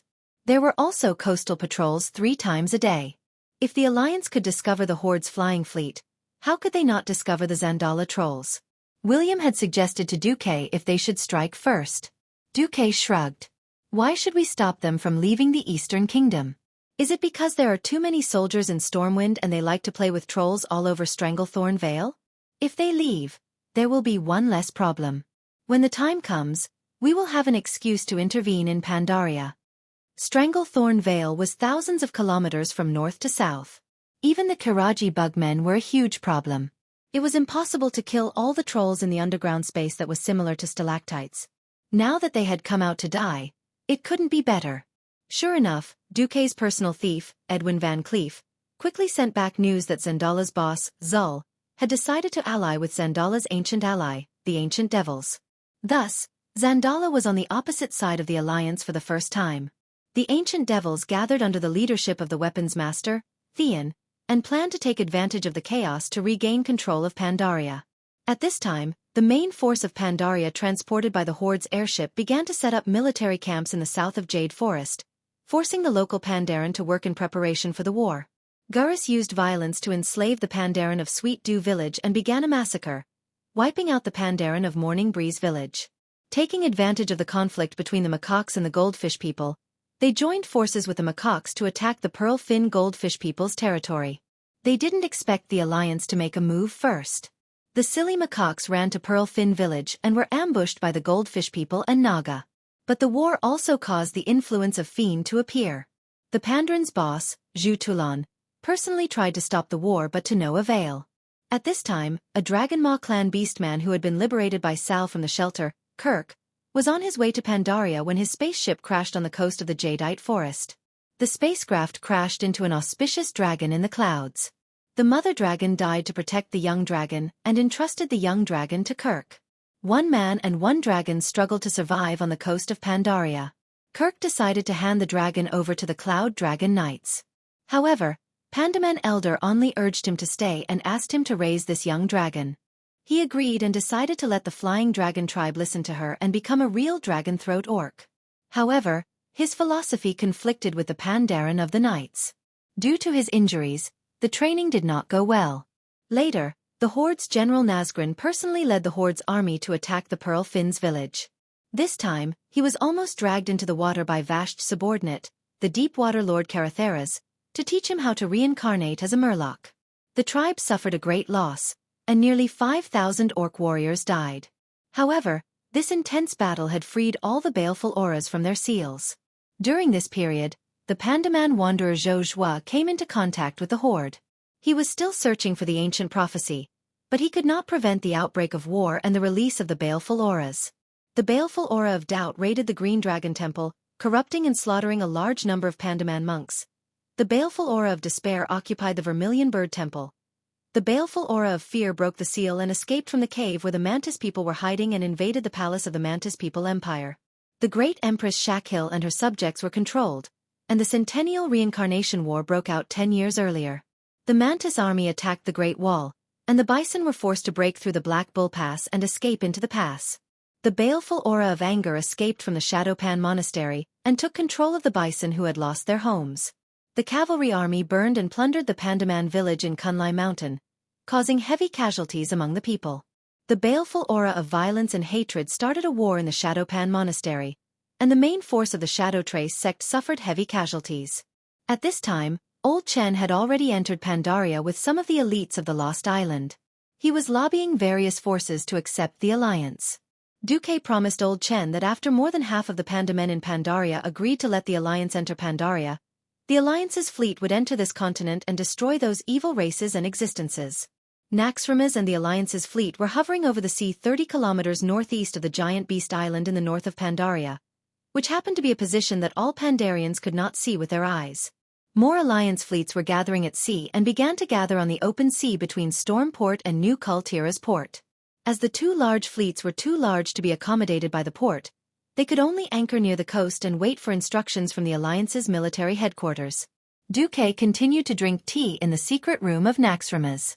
Well, this tea from the Lost Island is really good. This is the legendary Longjing before the Ming Dynasty. Xueqi made tea for Jaina with familiarity. Jaina blinked her beautiful eyes. Hey, Duke, don't tell me you've been to the Lost Islands before? You're so familiar with it? Hee hee. How is that possible? The panda men on the Lost Island said that they had not seen any intelligent creatures other than panda men in the last 10,000 years. Xueqi laughed. He almost accidentally exposed his identity as a celestial. Forget it. As your wife, I have an obligation to keep your secret. But if you don't say it, I won't ask. You have too many secrets. Jaina rolled her eyes at Xueqi. Is it okay for the Alliance to just wait like this? Our daily consumption of food and fuel is skyrocketing. Xueqi shrugged. That's why I didn't mobilize everyone.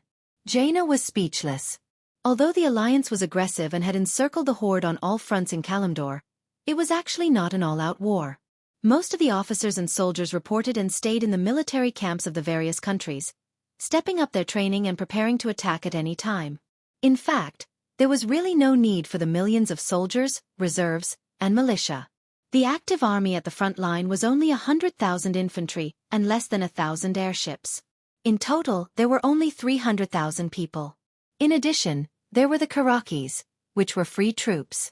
The cost of fuel was very low because it was mainly needed by the army. The airships used elemental energy sent over by the magic net, which also didn't need money.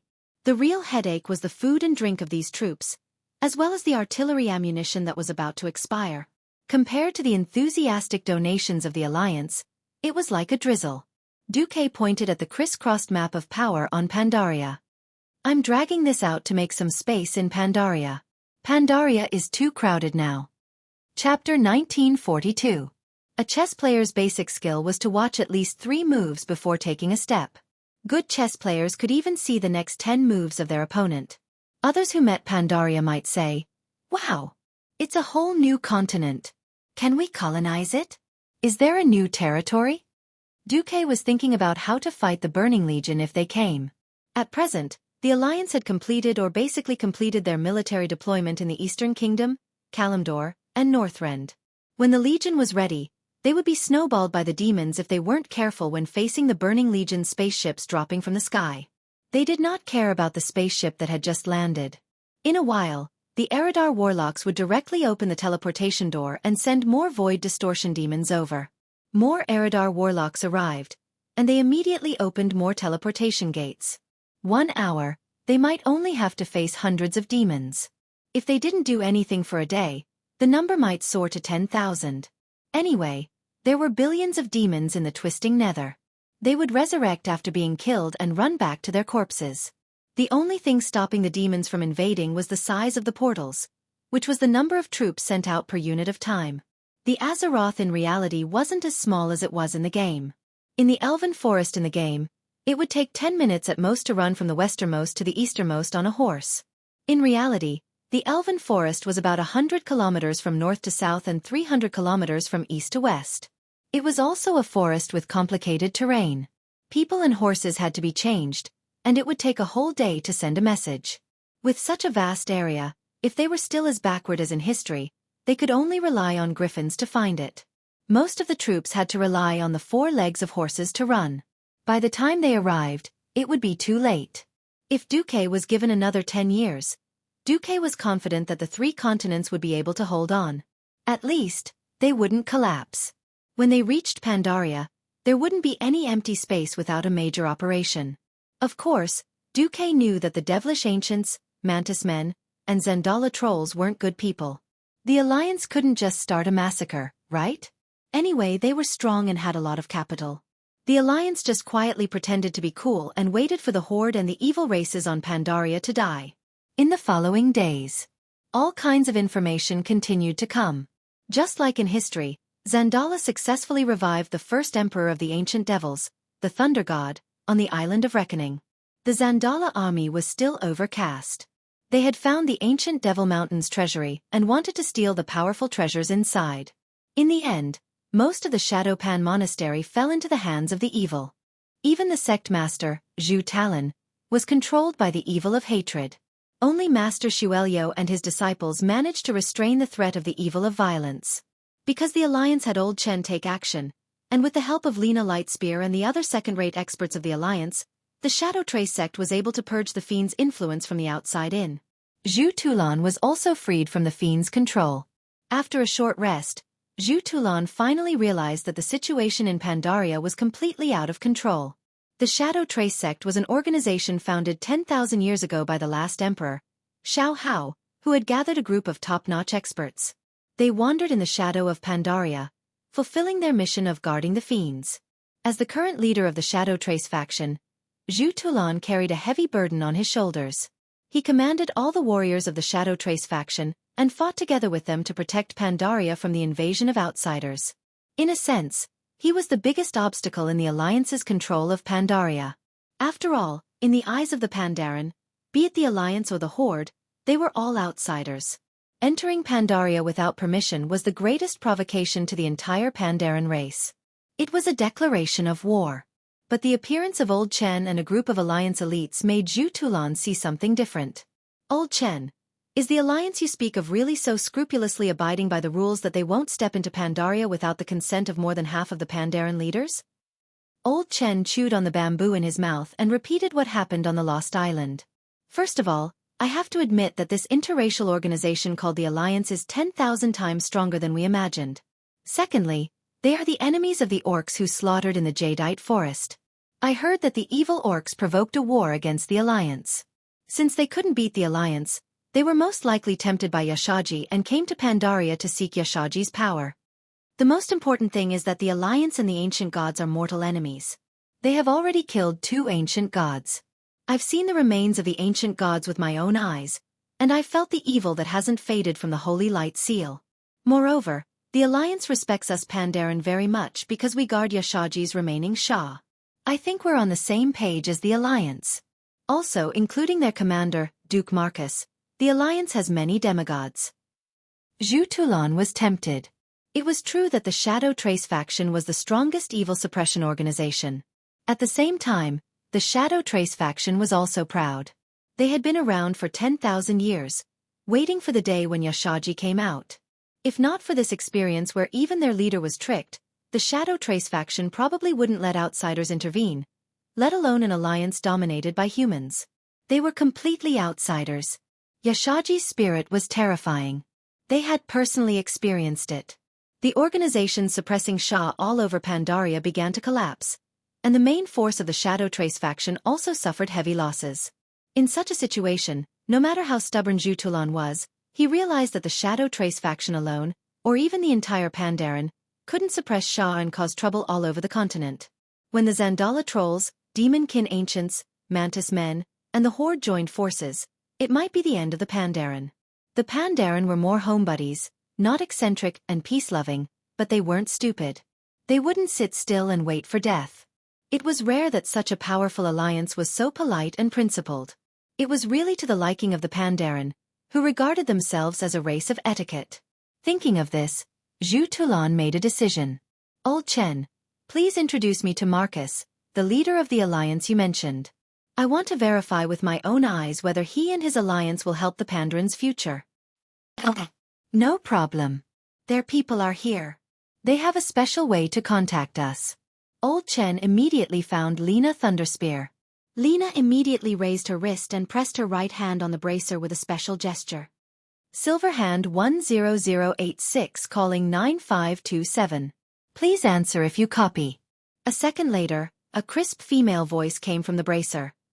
9527 copy. Please speak. For the Pandaren, who respected tradition and relied on shouting to pass messages, and only rode the soaring dragon in emergencies, instant messaging was simply nonsense. After Lena finished speaking, another voice answered, May I ask if Sect Master Zhu wants a quick meeting or an immediate one? Chapter 1943. This time, it wasn't just the voice. An illusory, translucent human female head popped out, giving Zhu Tulan a fright. The other party spoke half-baked Pandaren language. I thought you were a human. Zhu Tulan looked at the short and fat Lena. Sorry. I'm a female dwarf. In the Alliance, humans are the most populous race, Lena said, a little annoyed.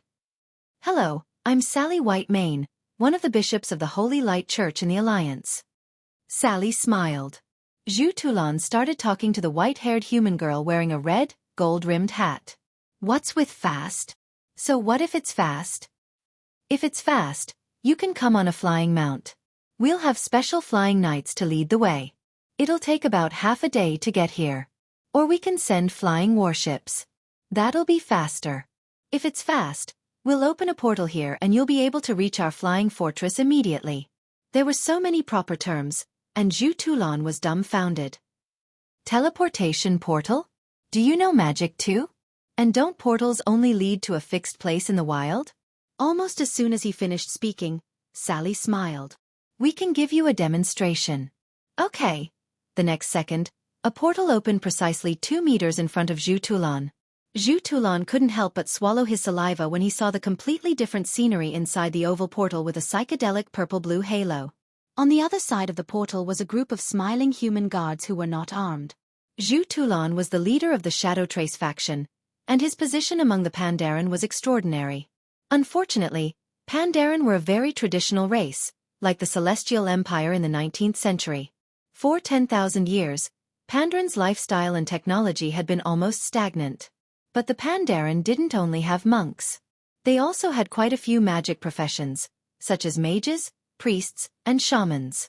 The magic civilization of Pandaren wasn't particularly powerful, but they still had portals, just not as exaggerated as the ones in the Alliance.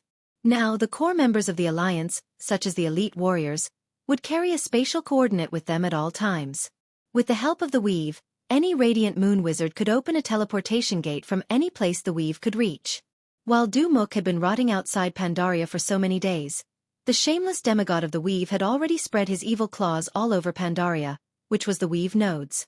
However, Duque was very careful and did not recklessly lay down the weave. Moreover, they were closely monitoring every node. After all, he did not know what was going on with the baleful aura. Legend had it that it was a great killing weapon that could kill a large group of Titan Guardians. There was no cure for a morbid life. If Yashaji's baleful aura infected Duque's weave, that would be hilarious. Imagine a large group of Alliance heroes, such as Tyrion Fordring ring on the ground in an ORZ pose and saying, "I'm a pile of shit, let me shit." Duque would definitely feel that the world was hopeless.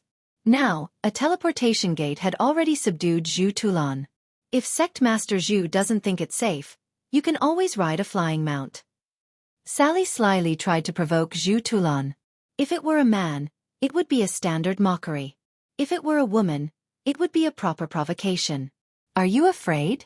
Come if you're not. What are you afraid of?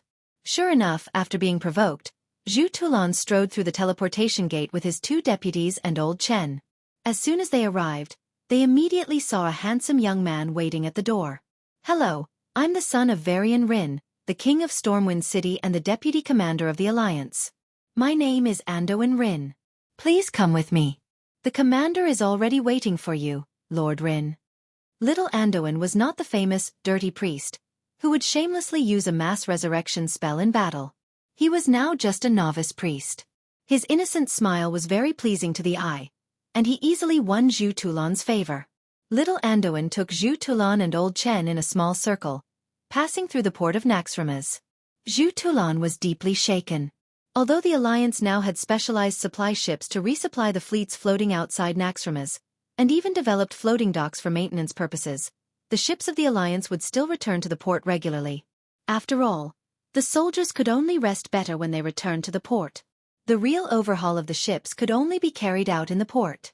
Hundreds of battleships were docked in the huge square docks.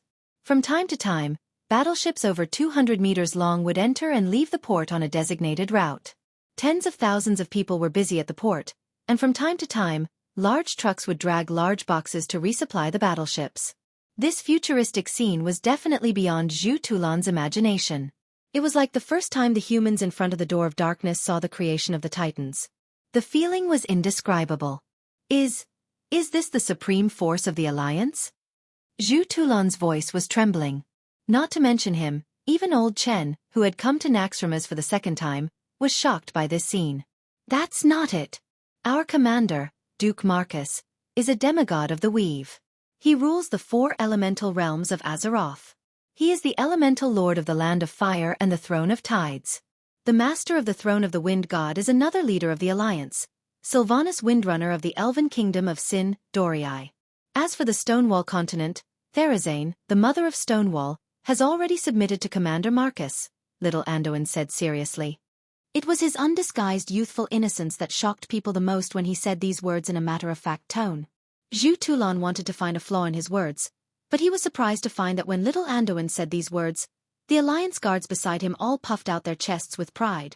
Zhu Tulan sucked in a breath of cold air. He was extremely glad that the Alliance was not an enemy, nor had they come with hostility. Compared to the Alliance, the Horde warriors who relied on axes were nothing. Finally, in the secret chamber, Zhu Tulan saw the Alliance commander, Xueqi. Welcome, welcome. Zhu Tulan was stunned. The people who welcomed him all spoke half-baked Pandaren language. Xueqi was actually fluent in Pandaren. The common language in Pandaria was Pandarian, but the Pandaren had their own way of speaking, which was like an accent. Hearing Xueqi's pure accent, Zhu Tulan felt a deep sense of respect. Chapter 1944. Not to mention Zhu Tulan, even Oil Chen's eyes bulged out of their sockets. He was completely stunned. For the Panda people, the humans in the world of Azeroth were the standard foreigners. Foreigners speaking half-baked Panda language was already a great respect for the Panda people. In the human-led alliance, these foreign races were so powerful, and they were so respectful to them. That was a great honor.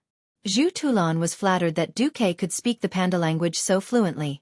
But could he blame Xueqi for this? Damn it. Xueqi did not know what was wrong with this Azeroth. Pandarian was Chinese, and Panda language was Mandarin with a Sichuan flavor. In fact, when Xueqi first heard Olchen and Lily talking, he was dumbfounded. But his experience meant that he was not born with the magical Pandarian language. After all, everyone knew that he was from Stormwind. Xueqi had been having a hard time holding back these days. He could only propose after meeting Olchen in the alliance that all the higher-ups, or at least the officers who were about to go to Pandaria, had to learn Chinese, Pandarian. Speaking of which, isn't this normal? The Panda people's elected leader was Emperor Xiaohao, who died 10,000 years ago. In the eyes of the Chinese, which foreign devil's name would be Xiaohao? Was it the distortion of time and space? Or the loss of moral integrity? Xueqi did not know. Anyway, he had a reasonable reason to teach the entire alliance to learn Chinese. Xueqi was very happy. Otherwise, if there was no suitable reason, people would think that Xueqi was promoting the demon language if he forced the promotion of the Chinese language. It was because of the Panda people like Olchen and Lily, who had traveled the Eastern Kingdom's mainland and could speak both human and Pandarian as teachers, and Xueqi had pointed out the importance of Pandarian, that the alliance had a craze for learning Chinese. Zhu Tulan seemed to think that Duke was just trying to coax him. He didn't think too much about it at first, so he casually complimented him. You speak the Pandaren language very well, Commander. Thank you for the trouble. Xueqi replied naturally. Not at all, not at all. This was courtesy, but courtesy also had a fixed form, and one had to pay attention to the tone. If it was used incorrectly, it could cause a misunderstanding or make people laugh to death. For example, a very simple, thank you. Usually, it was polite to say, thank you when someone helped you. If the other party killed your entire family, and you coldly said, thank you, that would be sarcasm, and it would represent a monstrous hatred. Unwilling to give up, Zhu Tulan exchanged a few more pleasantries. Who would have thought that Du Muk could answer so fluently? Zhu Tulan, Olchen, and Li Li's eyes widened. Xueqi pretended to be smart. What? Are you so surprised that I learned Pandarian? I am the most intelligent mage in the Alliance. There are so many races in the Alliance.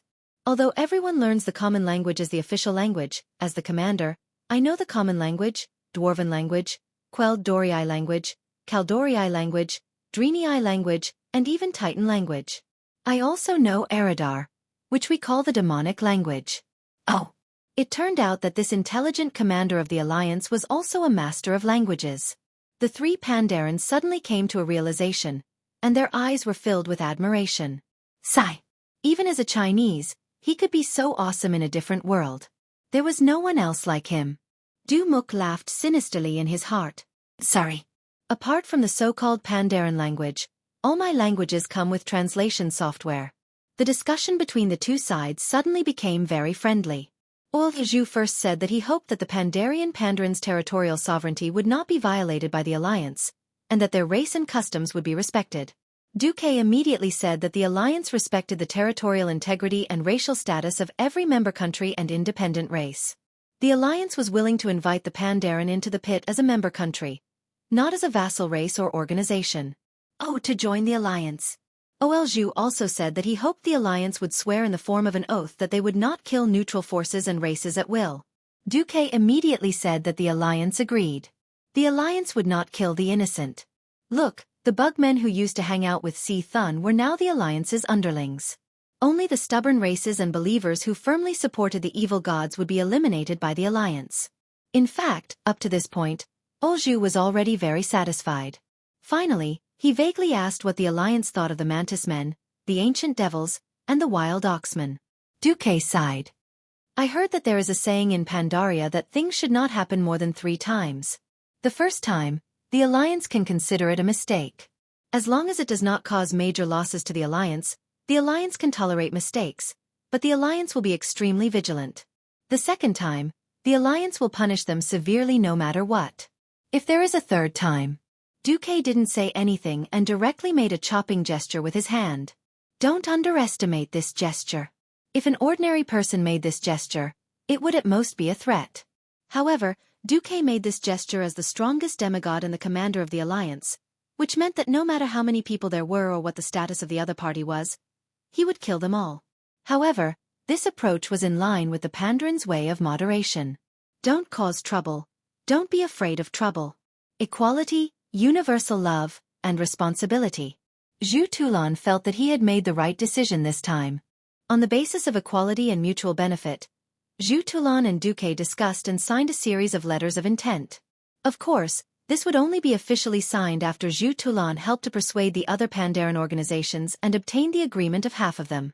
On the other hand, under Xueqi's clever guidance, Zhu Tulan also agreed not to interfere with the alliance's fight against the Zandalar trolls. In fact, the grudge between the alliance and the trolls was a bad one. Because when the High Elves came east and arrived at the Longsong Forest, they actually seized the territory of the Amani trolls. If they insisted on this point, the alliance would be the one in the wrong. Xueqi used diplomatic language to point out that the Night Elves used to be the trolls. The atmosphere suddenly changed, and it suddenly became a civil war.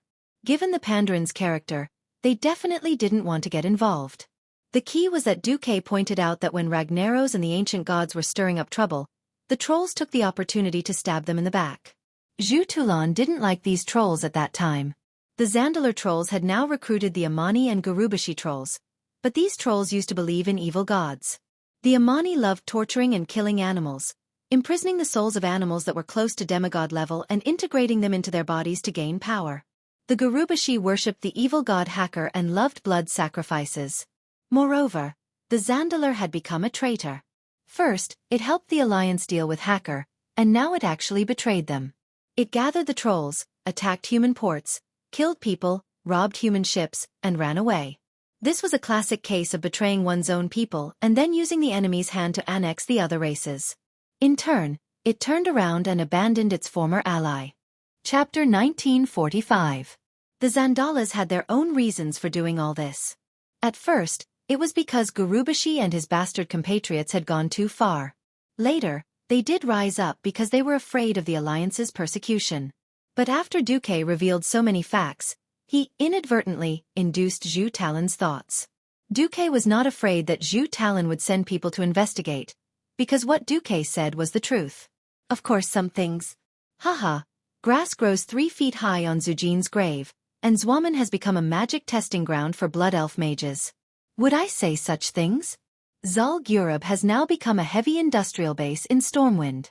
The gold mine in Stranglethorn Vale has been exploited by the Marcus family, and used as a gold reserve for Xueqi's little treasury. A certain black dragon has also slept there and become a warehouse manager. The iron ore has been mined and smelted on the spot. It's a one-stop operation to produce flying warships, tanks, and armored vehicles. Such a trivial matter was not even worth mentioning. Who the hell told you to believe in evil and stab us in the back? You deserve to be confiscated. There was nothing wrong with this logic. As a leader-level figure who paid attention to his own race, Zhu Talan was undoubtedly qualified. Unfortunately, his lack of knowledge led to a lack of breadth of thinking. Besides, he could not care less about races other than Pandaren. Just like that, Zhu Talon and Old Chen left happily. They would contact the various Pandaren organizations next. Of course, this would definitely take time. This allowed Duque's overt plot to continue. Because the Horde's elites led by Brainless Roar were still attacking Pandaria like a raging fire. The more ferocious the Horde's attacks, the faster the Pandaran's integration. In the original history, both the Alliance and the Horde were looking for a powerful force to win the war. In the Splendid Valley, despite the objections of others, Gurus firmly believed that the Horde should use the power of Sha to deal with the Alliance. After a discussion among the leaders of the Alliance, they decided not to use the power of Sha. In this life it was not so troublesome. Only the Horde led by Brainless Roar was panicking. The Alliance? Now the Alliance was a righteous organization that had successively defeated 2 ancient gods, destroyed the Scourge army, and fought against the Armageddon army. They had double-digit demigods, thousands of flying warships, tens of thousands of ships on the sea, hundreds of thousands of tanks, armored vehicles, and all kinds of cannons, as well as millions of conventional forces. With this level of strength, would he still need to take the unorthodox path? Great Chieftain Garush gave the order to search for a powerful ancient devil race divine artifact, the Sacred Bell. In Kunlai Peak, it was supposed to be an exciting showdown between scheming and counter-scheming. This time, under Duque's signal, the Alliance did not interfere, and as a result, the tribe succeeded easily. It was just that Du Muk had pretended to send an elite team led by Brigida Bendis to help an ancient hero in the name of resisting the power of the Holy Bell, the Monkey King of the Macaques from 10,000 years ago. Bridget passed the Monkey King's trial and obtained the Hammer of Harmony. It was created by the Pandaren and could resist the power of the Holy Bell. Garush led the elites to the ancient Devil Mountain Terrace in Kunlai Mountain, preparing to use the Holy Bell to allow the tribal warriors to control the power of the fiends. In the end, they were stopped by the Van Cleef father and daughter and the Alliance agents. Before this, Vanessa had asked Duque, "Why are you acting like this when you clearly want to see Brainless Howl cause trouble and can't wait for him to become Yashaji's biological son?" This was Duke's reply. "Alas, it would be too fake if the Alliance did nothing. Politics is so hypocritical. Just treat it as striking a monk for a day." "Oh no, you're wrong. Just treat it as striking a monk for a day." Duque's words were very zen like the Pandaren, but because of his ignorance, Vanessa laughed. "All right, my dear master. I will obey your orders. But you owe me a favor, okay?" "Pfft, aren't you my maid? What do you mean by asking for favors when you work for master?" Duque pretended to be angry. "Hee. Since I've served you for so many years, just promise me. When we're done with the Burning Legion, I'll make another small request." Okay." Duque scratched his head. Unknowingly, Vanessa had also served him as a maid for 30 years. If not for the eternal blessing, she would have given him all her youth. From this point, it seemed like he really owed her a little. Duque did not think too much, and casually agreed. There was no doubt about the skills of the Van Cleef father and daughter. They succeeded. The enraged Gurus destroyed the Holy Bell.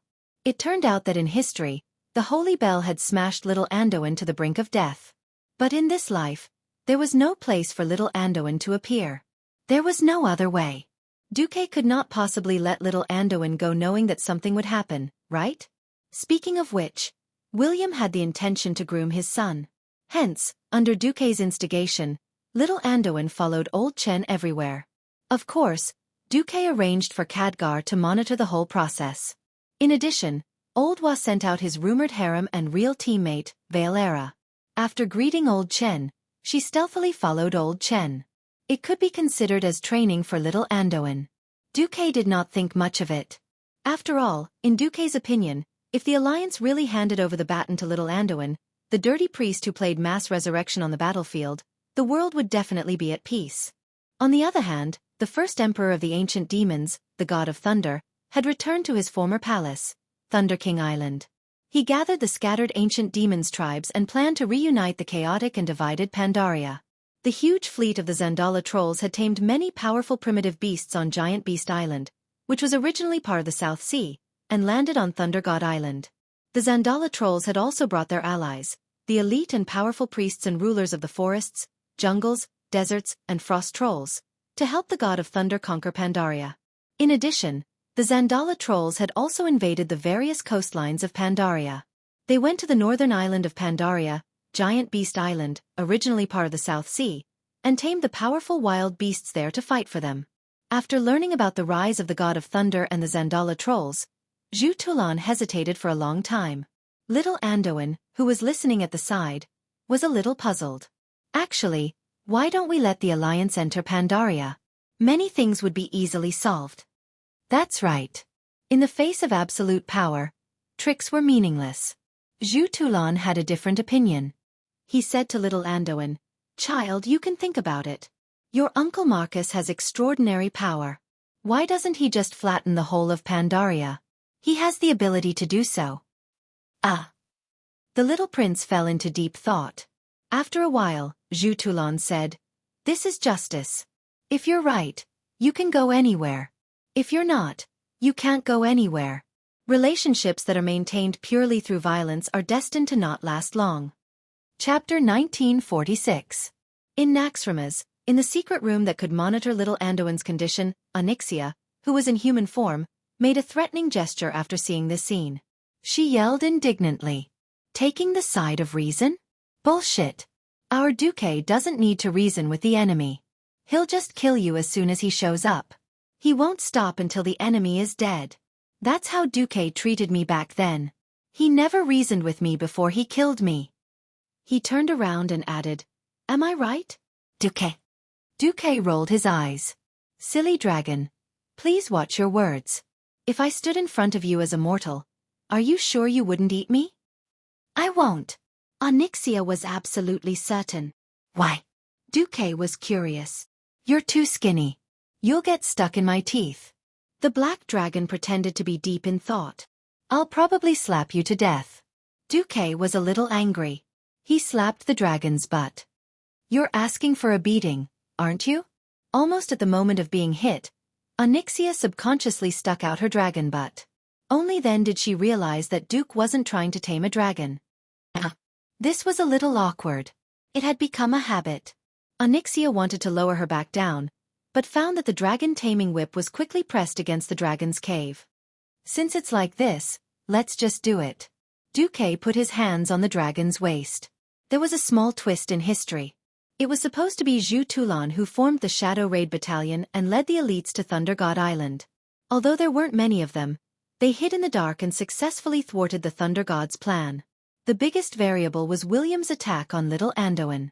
Perhaps Zhu Tulan was moved by little Anduin's sincerity, or perhaps Zhu Tulan had a mysterious confidence in the skills of his elite team.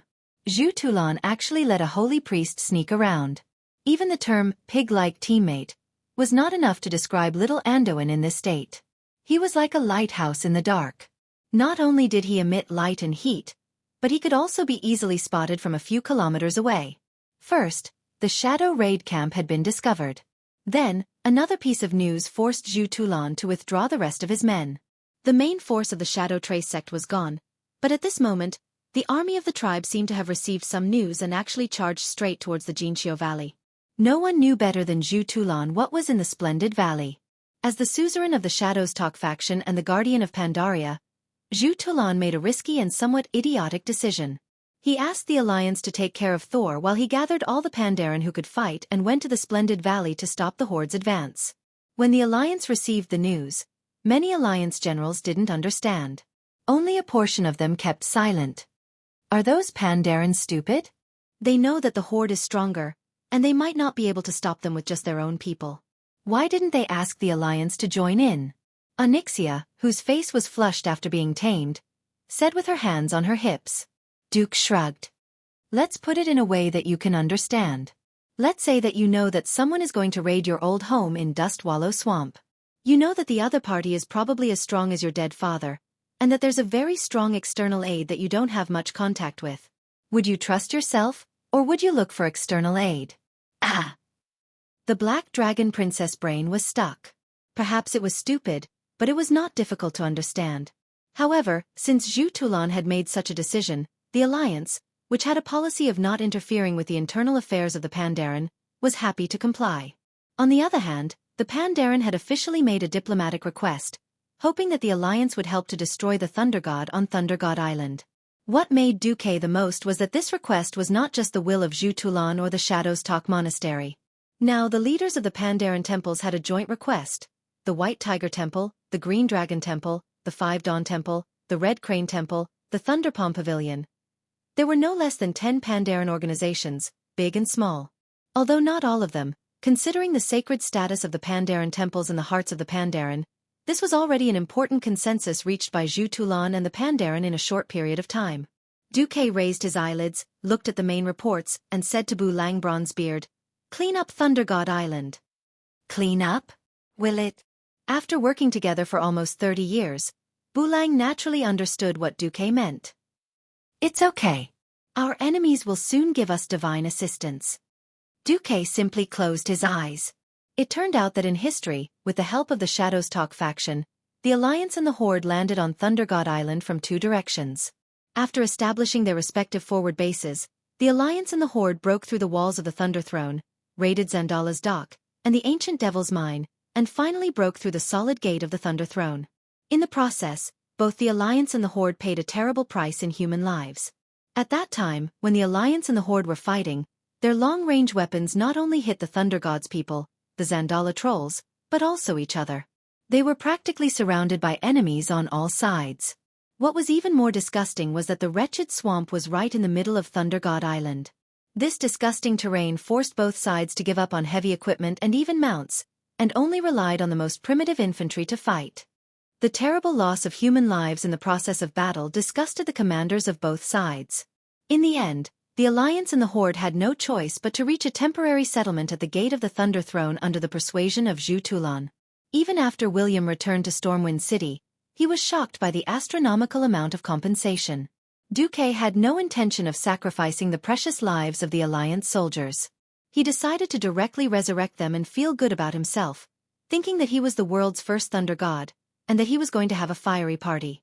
At that moment, because the Shadow Raid camp had been discovered and alerted the enemy, both the Zandala trolls and the Ancient Devil were on high alert. However, the same thing was reflected in thousands of pairs of eyes. Tens of thousands of cannonballs whistled through the air and arrived in the blink of an eye from the distant horizon. Most of these primitive races had never seen cannonballs before, and the dazzling rain of cannonballs poured down directly in front of them. Boom, boom, boom, boom. Along with the continuous loud noises, the seemingly never-ending flashes of explosions spread from west to east along the central axis of the entire island to the other side. Countless soil and huge stone slabs that humans couldn't even reach with their arms spread out were lifted from the ground. Countless trolls, Ancient Devil, and deformed monsters created by the Thunder God screamed and tried to dodge the fatal rain of cannonballs, but in the end, they were still caught up by the flashes of explosions. Chapter 1947. An unlucky demon ancient warrior was sent flying by the shockwave of the shell explosion. He was thrown dozens of meters away and landed heavily on the ground. In mid-air, he had already become a matchstick that had been broken into several pieces. It was obvious that he would not survive. The other Zandalar troll's head was sliced in half by a flying tile. The regenerative ability that the trolls were so proud of did not come into play at all. The Zandalar troll was blasted a few meters away and turned into a corpse before it even hit the ground. The southwest part of Thunder God Island, which was lower in altitude, was designed to be a quagmire for the invaders. The Palace of Thunder God, the Throne of Thunder, was located in the northeast. The incompetent invaders, limited by the terrain, had no choice but to launch desperate and futile attacks from the quagmire to the tall city walls. It should have been like this. The unreasonable Alliance cannon array ignored this point and directly used a storm of steel and gunpowder to set off a one-sided massacre on the entire island. Hard granite bricks 2 meters wide, 1 meter high, and half a meter thick could not withstand this terrible cannon storm. Even the aftermath of the large-caliber cannon was enough to blow all the nearby warriors away. The temple, which had a very classical and rough style, was like the purple-black sky in the sky, groaning in the cannon fire. The thinner buildings were directly uprooted. The violent explosion caused the walls of the palace to easily loosen and collapse. The roof directly disintegrated into countless fragments, like a sand fortress violently smashed by a baseball bat, easily exploding and scattering. There was no creature that could survive a 460mm caliber main cannon. Not the trolls, not the demons, not even the deformed monsters created by Thunder God. These red and black deformed monsters that looked like meatballs wriggling on the ground took a shot from the 203mm cruiser's main cannon. The tentacles that extended from the meatballs seemed to swell up, and then they exploded like meatballs that had been pissed. Instantly, flesh and blood splattered everywhere. The smaller tentacles were directly blown to smithereens, and the thick broken limbs were blown into the sky. After the 460mm main cannon, it was the even more terrifying Gustav-class railway gun.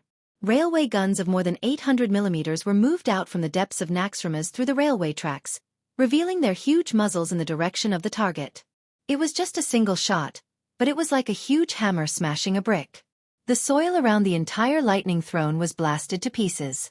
It was like a huge shovel specially used by gods had dug up a huge piece of soil at the edge of the lightning god island, exposing the main structure of the divine hall below to the sky. After 2 rounds of cannon fire, the sand settled down, and the Alliance's scanners, radars, and optical telescopes were all deployed. The battle situation had changed from an omnidirectional attack to a precise attack. Some of the mutants that did not know what to do had just crawled out of the mud, and were hit by the cannons of the Alliance battleships that had been waiting for a long time. For the cannoneers of the Alliance, who had long since made arrangements to divide the battlefield, they only needed to move their cannons a few centimeters to fire. A ball of fire struck the mutated monster head-on, and amidst a blood-curdling screech that caused the surrounding space to tremble, the lump of meat completely exploded, turning into blood and minced meat that filled the sky before finally falling down in a swirl. Small-scale bloody rain continued to fall everywhere. The most important thing was that the Thunder Throne, which had once been the pride of the Devil Ancients, had completely disappeared from the Lightning God Island. The terrible cannons covered and flattened the entire island, blowing up every building on the island and turning them into rubble and powder. This was not the end. A huge floating island was descending from the clouds. There were towering round towers of various sizes on the island. The towers were slender, and the decorations on the spherical towers were mainly white with a lot of gorgeous purple and bright red. This was the other mobile air fortress of the Alliance, and one of the core kingdoms of the Alliance, the Dalagen. The Dalagen's arrival was completely without warning. If Zhu Tulan were here, he would certainly be surprised why it was not Naxxramas, but a magic flying city that he had never seen before. In fact, it was Naxxramas that was 10 kilometers away. It was just the Dalagen that had come. This was not important. A phoenix as hot as the sun appeared. It let out a clear and melodious cry and proudly took the lead from the airport platform on the side of the Dalagen. Beside him were thousands of pure-blooded firehawks that looked like large fireballs, as well as thousands of fire elemental creatures. One by one, the inverted triangular fire elemental creatures descended from the sky and directly broke through the passage of the Thunder Throne. The phoenix flapped its wings and hovered over the Lightning God Island. Its crimson eyes were like a pair of small erupting volcanoes, constantly emitting flames. Its sharp eyes were filled with a kind of pride as the master of all living things, looking disdainfully at the world. It and its master, the demigod Kale, that's Eversong, calmly looked at the island, but it gave others the illusion that these 2 pairs of calm eyes were looking down at their new territory from above. The Lightning God Island was not big, about 3 kilometers long and 1.5 kilometers wide. Not a bad island. It's suitable to be the new base of the Alliance. His mount, the Phoenix AO, was several times larger than it had been in Draenor. Now, its huge body was almost half the size of a town, and the flowing flames under its wings easily brought out clouds of fire with a temperature of at least 3,000 degrees. This terrifying temperature alone was enough to melt gravel into glass. The turbulence set off by the phoenix when it flapped its wings was like the sweat of humans working casually. But after such a spark-like light fell on the Lightning God Island, the entire area was plunged into a sea of fire. The terrifying sea of flames burned and purified everything on the island. This place is too dirty. I'm going to purify it for my master. Kale did not say this publicly, but he did it. For a full half an hour, Kai Z ignored the provocative roars coming from the depths of the Lightning Throne and continued to burn the place with flames. When everything was over, Kai Z raised his eyelids. What's the hurry? I'll deal with you now. The phoenix descended magnificently. The moment the phoenix landed, a huge portal surrounded by flames opened behind Kai Z. 2 fire elemental leaders, nearly 10 stories tall, walked out from inside.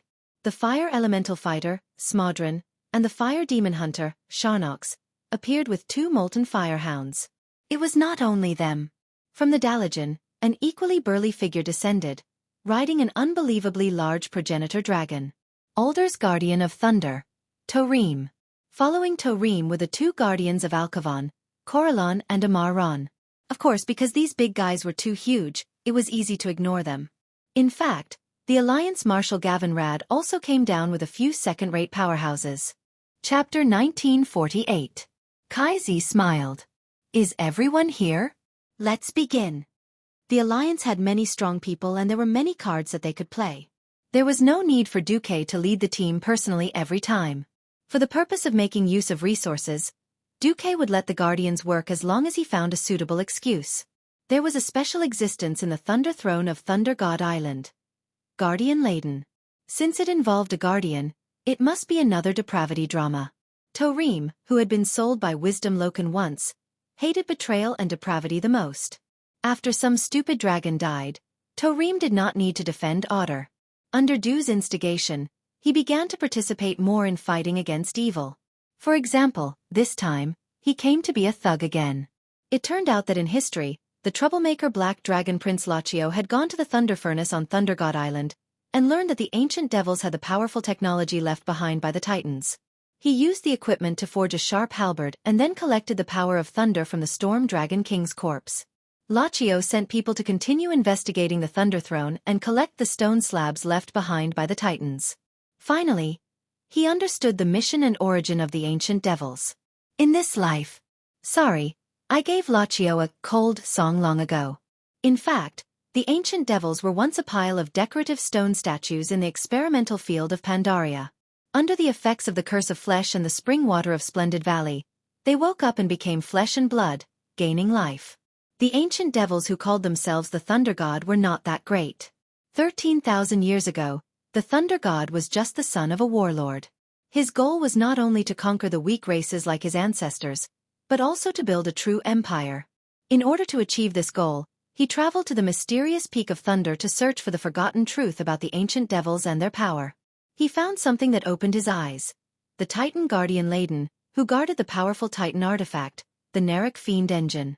The Thunder God controlled both and then used this new power to proclaim himself the King of Thunder. He ruled Pandaria with tyranny until his death. Now, he was resurrected and wanted to cause trouble again. Even though the powerful Zandala trolls and ancient devils had set up layers of defense in the Thunder Throne, the ferocious beasts hidden in the underground caves of the palace, and the monsters left behind by ancient devils' dark magic lurked in the palace sewers. But, so what? The group of fire element demigods led by Kaizi were enough to give them a hard time, not to mention Torim and the other guardians to hold the fort. Most importantly, Xueqi had been using this method to emphasize the justice of the alliance among the guardians. Look, our alliance has killed another evil one and saved a fallen guardian. Under the imperceptible influence of day after day, the guardians had long regarded the alliance as a complete partner of justice, unknowingly tying themselves to the alliance. Someone who went against the alliance? Hehe. Of course it was an evil force that had to be destroyed. This gorgeous lineup had easily defeated the Thunder God without the help of the Shadow Tracking Sect. They had even defeated the Berserk Guardian Laden. With the approval of Torim and the other guardians, the alliance not only obtained the spoils of war from the boss, but also the Thunder God's heart. This heart originally belonged to Guardian Laiden, and the alliance was able to understand a key secret about the Titans. On this side, the Lightning God Island still had an unknown lightning god and a fallen guardian. On the side of the giant beast island, it was a complete annihilation. Without the annoying fog, there was no need to defend the dangerous caves that were getting deeper and deeper. Who knew why the Zandala trolls had trained so many giant beasts? To add food to the alliance's soldiers? They had tested it out. The velociraptor meat on the giant beast island was not delicious. It was too tough. Unless it was the orcs with good teeth, no one would like that barbaric taste. In front of the alliance's flying fleet, the army's cavalry, be it the velociraptor knights or any other knights, was a tragedy. The rarest thing was that there were no Pandaren living on the giant beast island. Without worrying about friendly fire, the alliance's fleet madly poured out the old-fashioned cannonballs they had accumulated over the past 10 years. Cannonballs were like that. Once they expired, they would be dangerous, and detonation would cost money. If they could not get rid of them within their expiration date, it would be a waste. Just like the Celestial Empire, in order to prepare for emergencies, they followed the Russian standard and prepared 7.62mm bullets in units of hundreds of millions. The specific number was not something we commoners could know. We only knew that there were about 30 billion rounds. The Alliance's stockpile of cannonballs was also awesome. There were more than 200 million rounds. There was no way around it. Any main cannon had about 100 rounds of ammunition. A warship had a main cannon and a secondary cannon. The 460mm main cannon was matched with a 155mm cruiser-class secondary cannon. According to this ratio, no matter how stingy they were, they had to prepare more than 2,000 rounds of cannonballs of all sizes. The Alliance now had nearly 10,000 large and small warships in the air and on the sea. 200 million rounds of ammunition was definitely not a small number.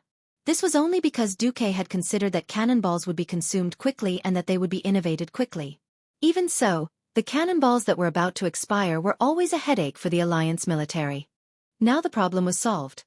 While Naxxramas's air force attacked Thunder God Island, the Alliance's fleet also attacked Giant Beast Island, as well as the Zandala fleet in the northeast corner of Pandaria, east of Kunlai Mountain. The fleet commanded by Zul was nothing but huge. The wooden ships were no different from target ships in front of the Alliance's warships. No, it should be said that when the Alliance's gunners trained, they used obsolete wooden warships as target ships. The only difference was that there would be no people on the target ships, while the Zandala fleet had a large number of troll sailors. There's no suspense in killing them. It's like fighting primitive people. In the magnified image of the magic mirror, Admiral Taylor sighed as he watched the troll being blown away. 30 years ago, we were also primitive people like this, Bulang Bronzebeard said directly in the magic communication. Yes, thanks to our leader, we evolved from primitive times to modern times. Taylor, a man in his 40s and 50s, felt the changes in the human world the most. In just 30 years, they had crossed the age of steam from the feudal era and entered the quasi-modern era. That was exactly the time it took for Taylor to go from a teenager to a middle-aged uncle. He was filled with emotion. Just as the Alliance's army quickly finished bulldozing the three places, Xueqi suddenly heard a voice. "Hello. Is this Mr. Duke Marcus? I have something to talk to you about." His fluent Chinese seemed to echo in her ears. Miraculously, Xueqi was in the secret room of Naxxramas. Xueqi's heart moved. He knew who was calling him.